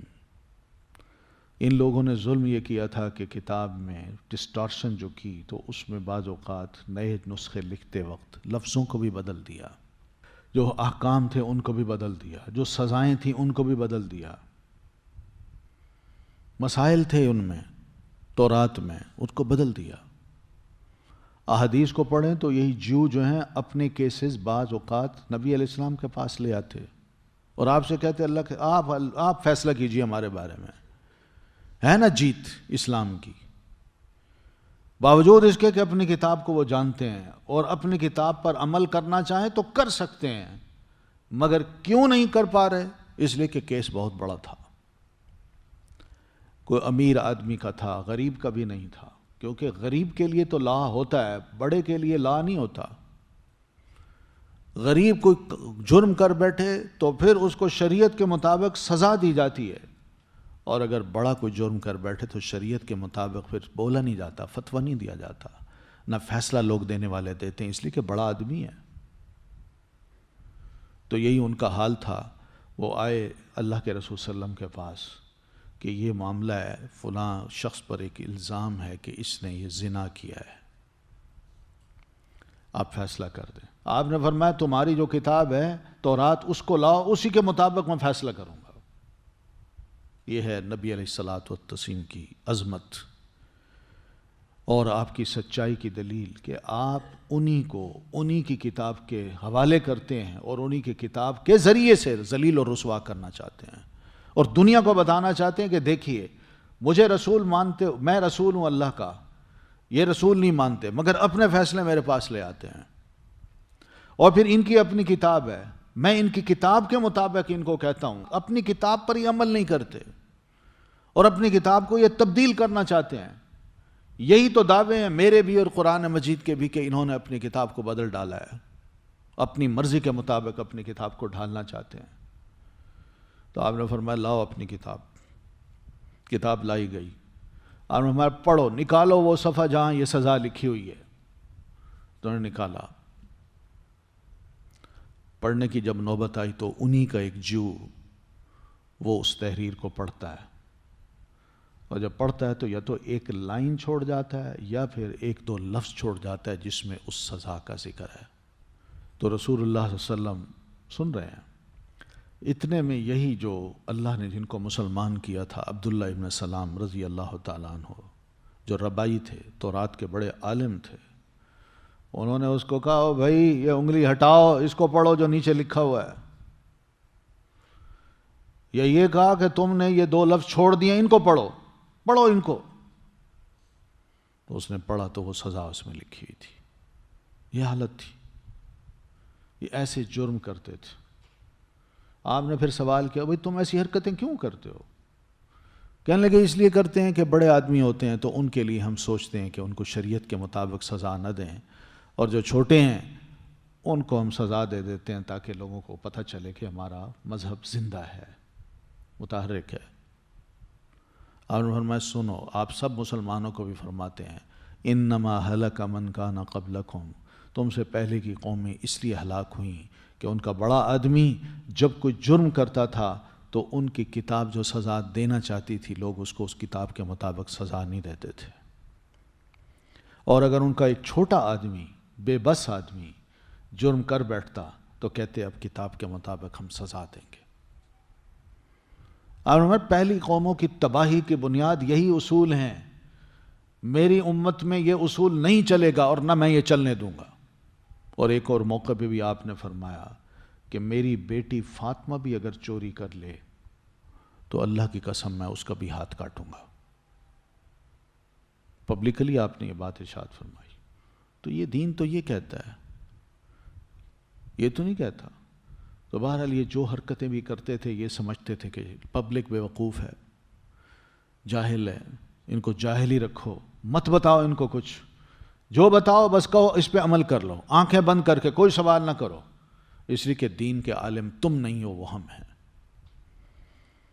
اور پبلک کو یہ باور کرایا گیا، پبلک یہی کچھ کرتی تھی، جو وہ کہتے تھے مان لیتے تھے، اور یہی ایسے مانتے تھے کہ ھذا من عند اللہ، یہ سب کچھ ان کا کہا نہیں ہے بلکہ اللہ کا کہا ہے۔ کتنا بڑا دھوکہ ہے اور کتنی بڑی کیا کہتے ہیں بلنڈر ہے جو ماضی کی ان قوموں نے، یہودیوں اور ان لوگوں نے کیا، اور یہ اب تک چلتا آ رہا ہے۔ یہ جو میں نے کرسچنز کی بات کی ہے یہ تو ایک مثال کی بات میں نے کی ہے، ورنہ آپ دیکھیں ان کے اندر بھی بے شمار قسم کی ایسی خرافات ہیں، اور اس سب کو وہ سمجھتے ہیں کہ یہ سب کیا ہے، یہی اصل کرسچینٹی ہے۔ اسی وجہ سے آپ دیکھیں گے انہی خرافات، جو بے شمار خرافات ہیں، انہی خرافات کی بنیاد پہ ان کے ہاں 300 سے بھی زیادہ فرقے ہیں اس وقت کرسچینٹی میں، اور ہر فرقے کا الگ الگ چرچ ہے، چاہے 2 ہوں 4 ہوں، اس نے اپنا چرچ بنانا ہے۔ وہ ساتھ والے گھر کے جو چرچ ہے اس میں نہیں جائے گا، وہ اسی میں ہی جائے گا، چاہے وہ میلوں دور ہی کیوں نہ ہو۔ یہ کیا وجہ کیا ہے کہ ہر شخص نے اپنے بڑے کو ایک مقام دے دیا، اور اس نے اپنی سوچ کے مطابق لوگوں کو لانا چاہا، اور پھر اسی بنیاد پہ اس نے اپنا چرچ بنا لیا، اپنی یہ سوچ بنا لی۔ آج ہم مسلمانوں کی حالت بھی تقریباً ایسی ہے، ہم بھی ایک ہی مسلک کے ہوتے ہوئے بھی نہ، پہلے تو ایک دین کے ہوتے ہوئے ہم بکھر گئے، پھر اتنے بکھرے کہ ایک ہی مسلک جو ہے اس کے اندر بھی کئی ذہن تیار ہو گئے، ایک ذہن دوسرے سے نہیں ملتا، دوسرا اس سے نہیں ملتا، اس کی اپنی الگ مسجد ہے، اس کی الگ ہے، اس کی الگ ہے، اس کی الگ ہے۔ یہ صورتحال جو ہے نا، یہ خرابی کی، یہ بڑی قابل رحم ہے ہماری۔ اس میں میں یہ سمجھتا ہوں جہاں عام پبلک کا قصور ہے وہاں سب سے بڑا قصور ذمہ دار لوگوں کا بھی ہے۔ اللہ تعالیٰ نے پوچھنا ہے، کوئی بات نہیں، دنیا ہے نا، چند عرصے کی ہے نا، لائف ہے، گزر جائے گی، لیکن آگے کا جو حساب ہے وہ بڑا کڑا ہے، بہت کڑا حساب ہے۔ تو اللہ فرماتا ہے فَوَيْلٌ لَّهُمْ، تو تباہی ہے ان کے لیے، مِمَّا كَتَبَتْ أَيْدِيهِمْ، اس سے جو لکھا ان کے ہاتھوں نے، وَوَيْلٌ لَّهُمْ، اور ہلاکت ہے ان کے لیے، مِمَّا يَكْسِبُونَ، اس سے جو وہ کماتے ہیں۔ جو ہاتھوں سے لکھا، جو مسائل لکھے، جو ڈسٹارشن کی، جو پبلک کو بتایا، سوچی اس کے نتائج کیا ہوں گے، کتنے لوگ گمراہ ہوں گے، کتنے عقیدت مند بن کے ایک صحیح بات کو بھی جو قرآن کی ہوگی، اللہ کے رسول کی ہوگی، وہ بھی نہیں سنیں گے۔ ایسے لوگ جب تیار ہو جاتے ہیں تو بتائیے ان کو راہ راست پہ کون لائے گا؟ یعنی ایک بندہ جو خرافات کا، بدعات کا شکار ہو جائے، بتائیے وہ اسے سمجھے گا کہ بھئی میں سنت پہ عمل کروں؟ وہ تو کہے گا اس سے بڑھ کر، بدعت سے بڑھ کر کوئی اور نیکی ہے ہی نہیں۔ اور حقیقت ہے، اس کا ایمان اور عقیدہ اتنا مضبوط ہو جاتا ہے اس بدعت کے بارے میں، وہ تو عجیب و غریب قسم کے خوف کا شکار ہو جاتا ہے کہ میں نے اگر اس کو چھوڑ دیا تو کہیں مجھ پر کوئی پھٹکار نہ پڑے۔ یہ ایک حقیقت ہے۔ آپ دیکھیں، گوالوں کو کہیں کہ تم 11ویں کے دن تم دودھ ذرا بیچو، میں تم سے خرید کے لینا چاہتا ہوں، وہ سوال ہی پیدا نہیں ہوتا۔ میں نے اگر آج اس طرح بیچ دیا تو بڑے پیر صاحب ناراض ہو جائیں گے اور میری بھینس مر سکتی ہے۔ 11ویں شریف جو جس کو آپ جانتے ہیں، ہم کہتے ہیں 11ویں شریف، یہ عقیدت جہاں انسانوں کی عقیدت بن جائے ایسی، وہاں پھر وہ کیا سمجھتے ہیں، اللہ تعالیٰ کو کم اور ان کو زیادہ۔ ان کی ناراضگی جو ہے وہ کہیں میرے کاروبار کو نقصان نہ پہنچا دے۔ جو بندہ ایسی بدعات کا شکار ہو جائے، اس نے شریعت کو کوئی اہمیت دینی ہے؟ وہ تو کہے گا اس سے بڑھ کر کوئی اور نیکی ہے ہی نہیں۔ مزاروں پہ حاضری، مسجد میں جانا نہیں، صبح صبح جائیں گے تو مزار پہ جائیں گے۔ عقیدت کا اظہار ہے کہ چادر جا کے چڑھا دو، کچھ نذرانے دے دو، نماز نہ پڑھو، روزے نہ رکھو، حیا نہ کرو، اخلاق دین وہ اپنے گھر میں نہ چلتا دیکھو، وہ سب کو اس کی پرواہ نہیں ہے، پرواہ تو بس اسی کی ہے، اور اسی کو سمجھتے ہیں کہ ھذا من عند اللہ، یہ بھی اللہ کی طرف سے، پبلک کو باور کرایا گیا ہے۔ تو یہ وہ چیز ہے جس کو اللہ فرماتے ہیں فویل لہم مما کتبت ایدیہم وویل لہم مما یکسبون۔ کام ان کے تھے، اور حدیث کے مطابق آج ہم 100% ویسے چل رہے ہیں۔ نبی علیہ السلام کا فرمایا جھوٹا نہیں ہو سکتا، اور اگر یہ حالات دیکھ لیں اپنی امت کے، تو جس طرح یہ قرآن مجید ہمیں بنو اسرائیل کے حالات بتا رہا ہے، 1500 سال کے بعد اگر بالفرض اللہ تعالیٰ آج قرآن مجید کو اتار دے تو اس میں کن کے حالات ہوں گے؟ ہمارے ہی ہوں گے۔ میں نے کتاب دی تھی، رسول بھیجا تھا، انہوں نے نہ کتاب کو مانا نہ رسول کی تعلیمات پہ عمل کیا، 1500 سال میں انہوں نے دین کو بگاڑ کے رکھ دیا۔ بنو اسرائیل کا ذکر قرآن مجید میں کیا گیا، جب مسلمان مدینہ میں آئے ان کی سارا ماضی اللہ نے بتا دیا۔ بڑی محترم قوم تھی، نبیوں کی اولاد تھی، کتاب ان کو دی، رسول ان کو دیے، انبیاء ان میں بھیجے، مگر ان کے کردار اور اخلاق ایسے بن گئے کہ دین کو انہوں نے بالکل ختم کر کے رکھ دیا۔ آج ہمارا حال کیا بنو اسرائیل والا نہیں ہے؟ سوچیں، ہم آج کے بنو اسرائیلی ہیں۔ وقالو، اور وہ کہتے ہیں، یہ دیکھیے وہی عقائد وہی نظریات ہمارے بھی ہیں۔ وقالو، قرآن مجید میں اللہ تعالیٰ نے پہلے پارے میں ہی پچھلی قوموں کی، پچھلے مذاہب کی جو خرافات ہیں، ان کی ڈسٹارشن ہے، دین میں تبدیلی ہے، وہ سب اس لیے ذکر کیا ہے کہ پڑھتے ہی ہم پر یہ اثر ہو اور ہم پڑھ کے ویسے نہ بننے کی کوشش کریں، بلکہ اللہ کے رسول کو مضبوطی سے تھامیں، قرآن کو مضبوطی سے پکڑیں۔ لیکن ہمارے حالات وہی ہیں۔ وقالو، اور وہ کہتے ہیں، لن، ہرگز نہیں، تمسا، چھوئے گی نہ ہمیں، النار، آگ، الا، مگر، ایام معدودہ، دن گنے چنے۔ بس یہ مسلمانوں کو کہتے ہیں بھئی دوزخ میں ہم نہیں جائیں گے، تم نے جانا ہے۔ دوزخ میں اگر ہم گئے بھی صحیح تو چند دن کے لیے جائیں گے، گنے چنے دنوں کے لیے۔ کہتے تھے کہ اس دنیا کی عمر 7000 سال ہے، تو اگر اللہ تعالیٰ نے ہمیں دوزخ میں ڈالا تو 1000 سال کے بدلے میں ایک دن ڈالے گا، تو اس طرح 7000 کے بدلے میں 7 دن ڈالے گا۔ اور کچھ ان کے علماء یا ان کے کچھ دیسی لوگ یہ بھی کہتے تھے کہ ہم دوزخ میں گئے تو زیادہ سے زیادہ 40 دن جائیں گے، کیونکہ حضرت موسیٰ علیہ السلام کی عدم موجودگی میں ہم نے بچڑے کی جو عبادت کی، اس کی سزا اگر ہمیں ملے گی تو ملے گی، باقی کوئی ہم نے ایسے جرائم نہیں کیے کوئی بڑے بڑے کہ جس کی بنیاد پہ ہمیں دوزخ میں ڈالا جائے۔ ہم صرف 40 دن کے لیے جائیں گے، اور 40 دن کے بعد ہمیں اللہ نے دوزخ سے نکال دینا ہے، جنت میں داخل کرنا ہے، باقی جہنم میں اور جائیں گے، ہم نہیں جائیں گے۔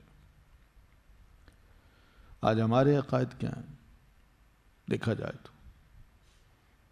میں نے ابھی جن کے بارے میں بتایا جو اپنی نسلی تفاخر پہ، اپنے ٹائٹلز پہ بڑے خوش ہیں، ان کا 100% یہی عقیدہ ہے کہ جنت میں صرف ہم نے جانا ہے، ہم دوزخ میں نہیں جائیں گے، ہم سید ہیں، ہم رسول اللہ صلی اللہ علیہ وسلم کی اولاد ہیں اور ہم بخشے ہوئے ہیں، ہمارے بارے میں تو کوئی سوال کیا ہی نہیں جا سکتا اور نہ ہی ہمیں کوئی نصیحت کرے۔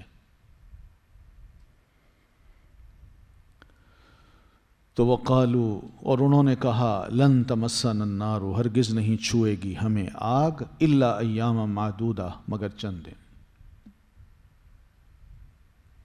سفارش کا جو عقیدہ ہے نبی علیہ الصلوۃ والتسلیم کی، اس میں اتنا غلو اور وہ خیالات ایسے دل میں بٹھا دیے گئے ہیں کہ آپ کچھ بھی کر لیں، جانا آپ نے جنت میں۔ قل، کہہ دیجئے، ان سے پوچھئے، اتخذتم عند اللہ عہدا، کیا لے رکھا ہے تم نے اللہ کے پاس کوئی عہد؟ فلن یخلف اللہ عہدہ، تو ہرگز نہیں خلاف کرے گا اللہ اپنے عہد کا۔ کیا اللہ تعالیٰ نے تمہیں کوئی لکھ کے دیا ہے، کوئی تم سے وربلی کوئی کمٹمنٹ کی ہے؟ لکھا ہوا ہو، کہیں اتارا ہوا ہو، کسی نبی نے تمہیں بتایا ہو کہ اللہ تم سے یہ عہد لے چکا، تو اللہ صرف تمہیں ہی جنت میں ڈالے گا، دوزخ میں کسی اور کو ڈالے گا؟ کیا واقعی اللہ تعالیٰ نے ایسا تمہیں کوئی عہد دیا ہے، کوئی لکھا ہوا، کوئی زبانی؟ اگر ایسی بات ہے تو فلن یخلف اللہ عہدہ، تو اللہ کبھی بھی اپنے وعدے کا خلاف نہیں کرے گا، وہ واقعی ایسا کرے گا اگر لکھا ہوا ہے تو۔ اگر اس نے کوئی کمٹمنٹ تمہیں دی ہے تو بتاؤ، کہیں تمہاری کتاب میں یہ بات لکھی ہو۔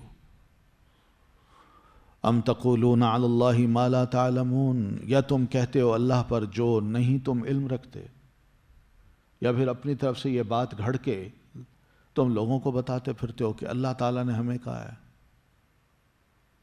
دو باتوں میں ایک ہی ہو سکتی ہے نا، اس لیے نہ ہمارے پاس لکھا ہوا ہے، نہ اللہ نے ہمیں کوئی عہد دیا ہے۔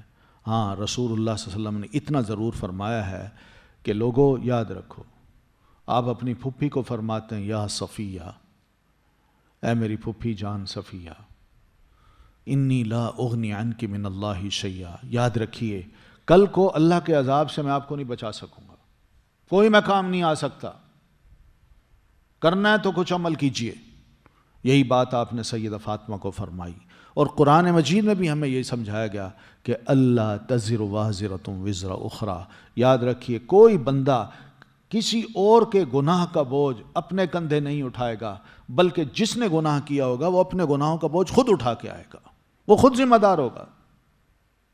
اور اصول بھی دنیا میں یہی ہے، جو کرے وہی بھرے۔ یہ کیا ہے کہ کروں میں اور بھرے کوئی اور، یا میں کچھ نہ کروں اور امیدیں رکھوں اللہ تعالیٰ سے کہ اللہ تعالیٰ مجھے معاف کر دے گا؟ یہ کیسے ممکن ہے؟ کروں میں گناہ، ایسے ایسے کام کہ جنت میں خوشبو بھی نہ پا سکوں، اور اس کے باوجود میں اللہ پر اتنی تمنائیں رکھوں کہ اللہ مجھے معاف کر دے گا، جنت میں ڈال دے گا۔ تو پوچھیے ان سے، کیا اللہ تعالیٰ نے آپ کو کچھ لکھ کے دیا ہے؟ کوئی کمٹمنٹ دی ہے؟ کسی کتاب میں، تورات، انجیل میں، قرآن میں کہیں اللہ تعالیٰ نے فرمایا کہ رسول کی جو نسل ہے وہ کچھ بھی کرے میں اس کو جنت میں داخل کروں گا؟ اگر ایسا کوئی عہد ہے تو اللہ تعالیٰ یاد رکھیے اپنے عہد کا کوئی خلاف ورزی نہیں کرے گا، اسی کے مطابق تم سے چلے گا۔ لیکن کچھ ہو نا، قرآن مجید میں تو سارا اس کے برعکس ہے، وہ تو ایک ایک بندے کو ذمہ دار ٹھہراتا ہے کہ تم نے جو کرنا ہے وہی تمہارے ساتھ ہوگا، کسی اور کا بوجھ تمہارے اوپر نہیں ڈالا جائے گا، اور نہ تمہارا بوجھ کسی اور کو دیا جا سکتا ہے۔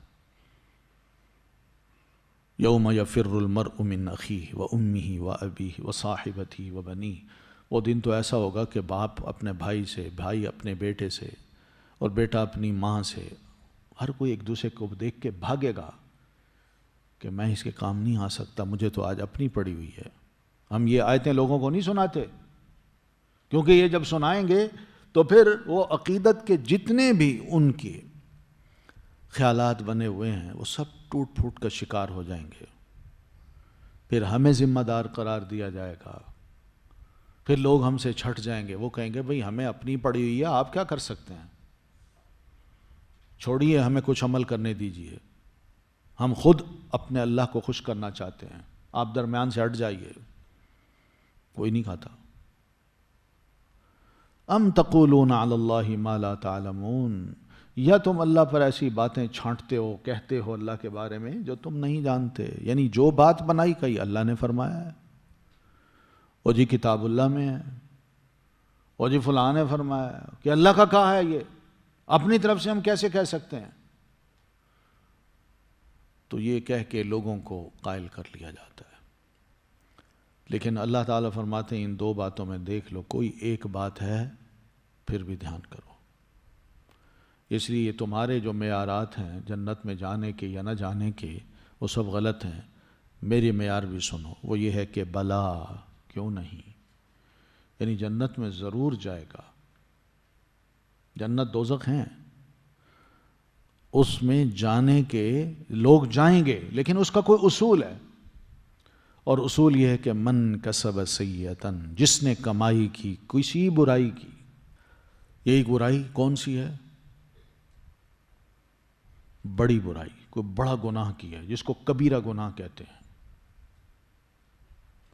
جس نے کمائی کی کوئی برائی، وَأَحَاطَتْ بِهِ خَطِيئَتُهُ، اور گھیر لیا اس کو اس کی خطا نے. یعنی ادھر کبیرہ گناہ کیا ہے، اور کبیرہ گناہ کرنے کے بعد اس کو شرمندگی نہیں ہوئی کہ میں اللہ سے توبہ کر لوں، بلکہ اس کبیرہ گناہ پر ٹک گیا، نہ اللہ سے معافی مانگی، نہ شرمندہ ہوا، اور پھر اس کبیرہ گناہ کے بعد اس کے ارد گرد چھوٹے چھوٹے گناہوں کے مزید ردے بھی چڑھا دیے. یہ ہے خطیہ کا مطلب چھوٹے چھوٹے گناہ. تو سیئہ بڑا گناہ، اور خطیہ اس کے ارد گرد چھوٹے چھوٹے گناہ.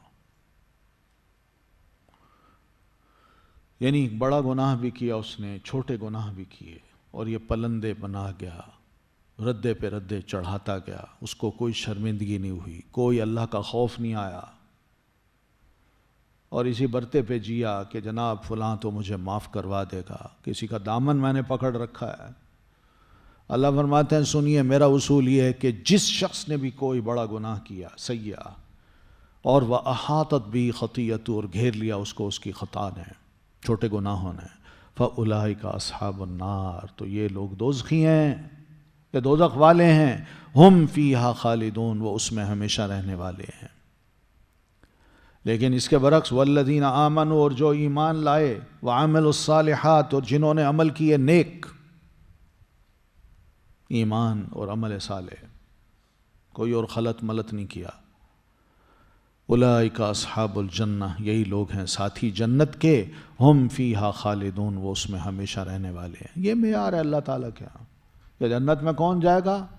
جو ایماندار ہو، مومن ہو، اور پھر عمل صالح کرتا ہو، خود عمل صالح کرتا ہو.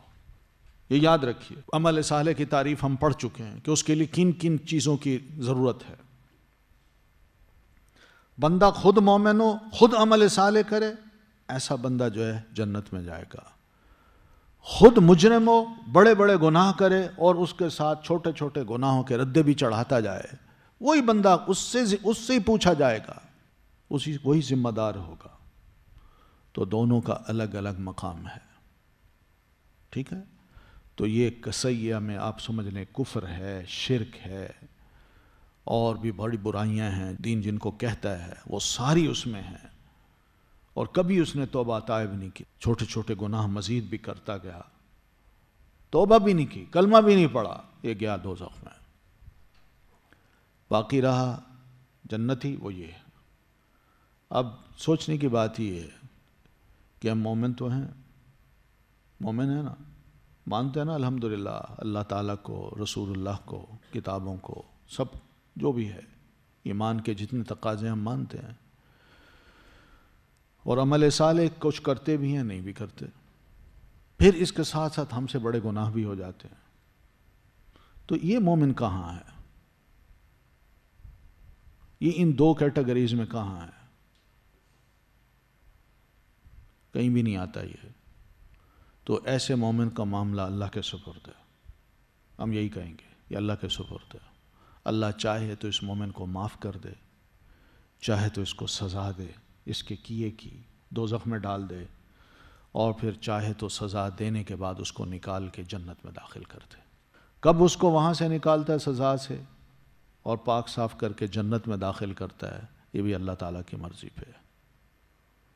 لیکن یہ دو کیٹیگریز جو ہیں، یا تو ادھر بالکل مشرک ہے، کافر ہے، اور دوسری طرف مومن ہے اور عمل صالح کرتا ہے، ان دونوں کو تو اللہ نے نکھار دیا ہے۔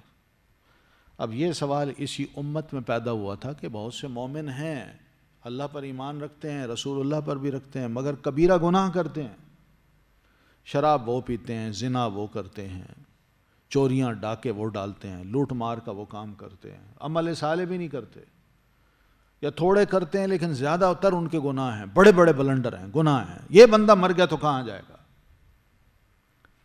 تو اس کا جواب پھر علماء نے یہی دیا کہ اس کو اللہ کے سپرد کیجیے، اللہ کی مرضی پہ ہے، وہ غفور الرحیم بھی ہے، اور اس کا عذاب علیم بھی ہے۔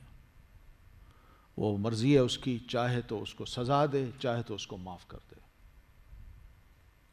ٹھیک ہے؟ تو اس لیے یہ ہم اس تھرڈ کیٹیگری میں کھڑے ہیں۔ اب حقیقت تو یہی ہے۔ دوسری جو کیٹیگری ہے آمنوا وعملوا الصالحات، اس میں ہم اپنے آپ کو جانتے ہیں کہ واقعی کیا ہم ہیں ایسے کہ نہیں ہیں، لیکن بعض اوقات اکثر و بیشتر ہم سے بڑے بڑے گناہ بھی ہو جاتے ہیں۔ ہم کہتے ہیں کہ شرک شاید بڑا گناہ ہے، نہیں، والدین کی نافرمانی بھی بہت بڑا گناہ ہے، حقوق الوالدین، والدین کی نافرمانی بھی کبیرہ گناہ ہے، اور کسی پر تہمت لگانا یہ بھی کبیرہ گناہ ہے، قذف المحصنات، خاص طور پر جو پاک دامن عورتیں ہیں ان پر ایسے تہمت لگا دینا کہ بڑی فاحش ہے، نعوذ باللہ۔ کئی باتیں ہوتی ہیں جو منہ سے نکل جاتی ہیں اور ہم اس کو ویلیو نہیں دیتے، مگر یہ ایک چھوٹا سا لفظ یا چھوٹا سا جملہ ہمارے سارے نیک عملوں کو برباد کر سکتا ہے۔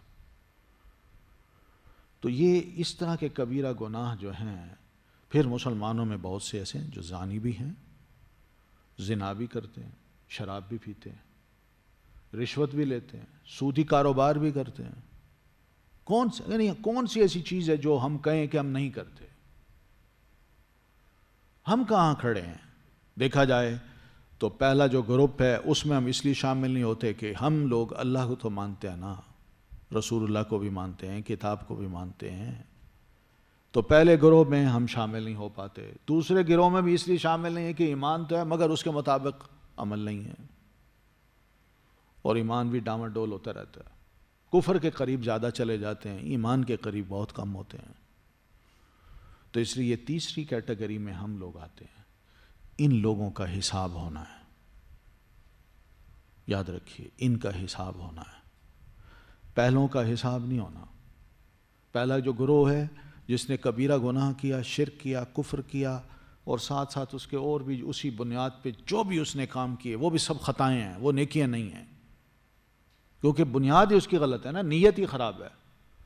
اللہ کے لیے نیت نہیں ہے بلکہ اس کے ساتھ کوئی اور شریک ہے یا کسی اور کے لیے، تو اس لیے وہ سب خطائیں ہیں اس کی۔ تو ایسے بندوں کا حساب نہیں ہونا، اللہ نے فرمانا ان کو پکڑو دوزخ میں ڈال دو۔ اور جو آمن و عامل الصالحات والے لوگ ہیں یہ انبیاء کرام ہیں، اور اس کے بعد صدیق ہیں، شہداء ہیں اور صالحین ہیں۔ انبیاء، ان کے بارے میں ہمارا یہ عقیدہ ہے کہ یہ معصوم ہیں، اللہ تعالیٰ نے ان کو گناہوں سے پاک رکھا ہوا ہے۔ جب وہ اس دنیا سے رخصت ہوئے تو ان کا جتنا بھی عمل کا رجسٹر تھا، وہ اس رجسٹر میں کوئی گناہ نہیں تھا، ساری کی ساری نیکیاں تھیں۔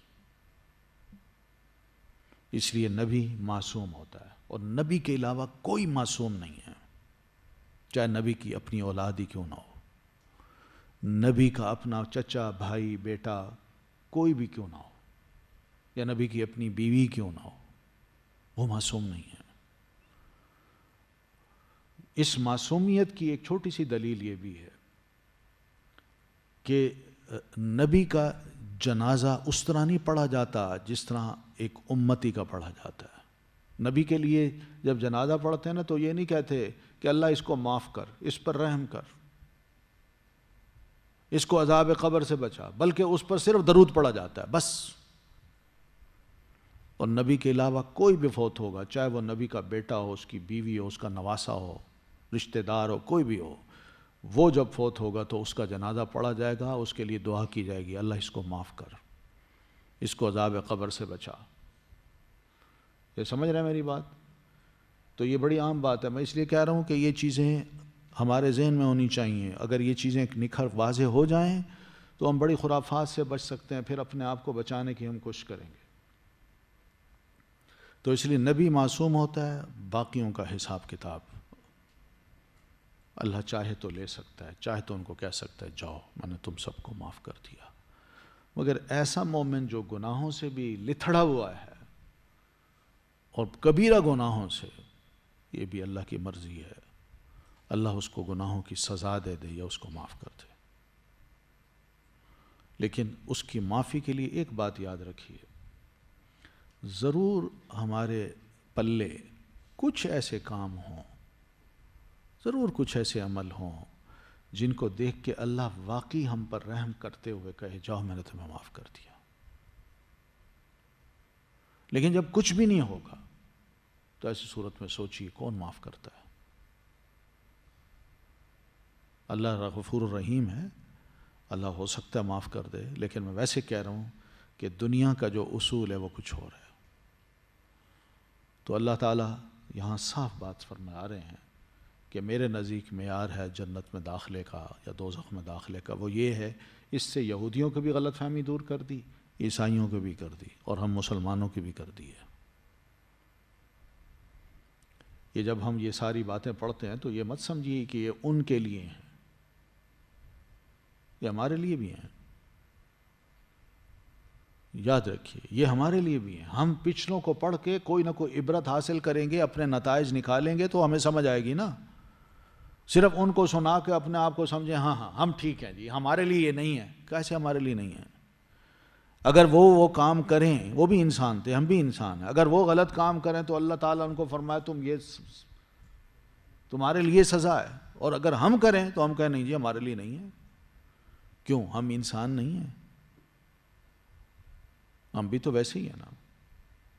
تو اس لیے ان چیزوں کو ذرا قرآن مجید کو اس نظر سے ضرور پڑھا کیجئے کہ ماضی کے جو واقعات اللہ نے بیان کیے یا قوموں کے حالات سنائے ہیں، وہ اس لیے نہیں سنائے کہ یہ واقعات ہیں، کہانیاں، نہیں، ہم ان سے کیا عبرت حاصل کرتے ہیں، اور کیا ہم واقعی ویسے ہی کام کر رہے ہیں جیسے وہ کرتے تھے، یا ہم بالکل ہی ایک ممتاز قوم ہیں، یا بالکل ہمارے اندر ایک امتیازی شے یہ ہے کہ ہم ان جیسے نہیں ہیں۔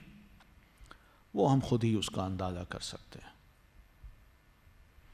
تو یہ ہے ہمارا آج کا سبق، اور ہمیں بہت کچھ سمجھا ہے اللہ تعالیٰ نے۔ آگے بھی دیکھیے گا کہ کافی کچھ آ رہا ہے، اور یہ پہلا پارہ ہے جس میں کمپیریٹو اسٹڈی بھی آ گئی ہے، یا ہم اپنا مقابلہ جو ہے ذرا دوسروں کے ساتھ کر دیکھیں کہ ہم کہاں کھڑے ہیں۔ آگے بھی بہت کچھ آئے گا انشاءاللہ، ہم اس کو پڑھیں گے، لیکن فی الحال اتنا کافی ہے۔ سبحانک اللہم و بحمدک، اشہد ان لا الہ الا انت، استغفرک و اتوب الیک۔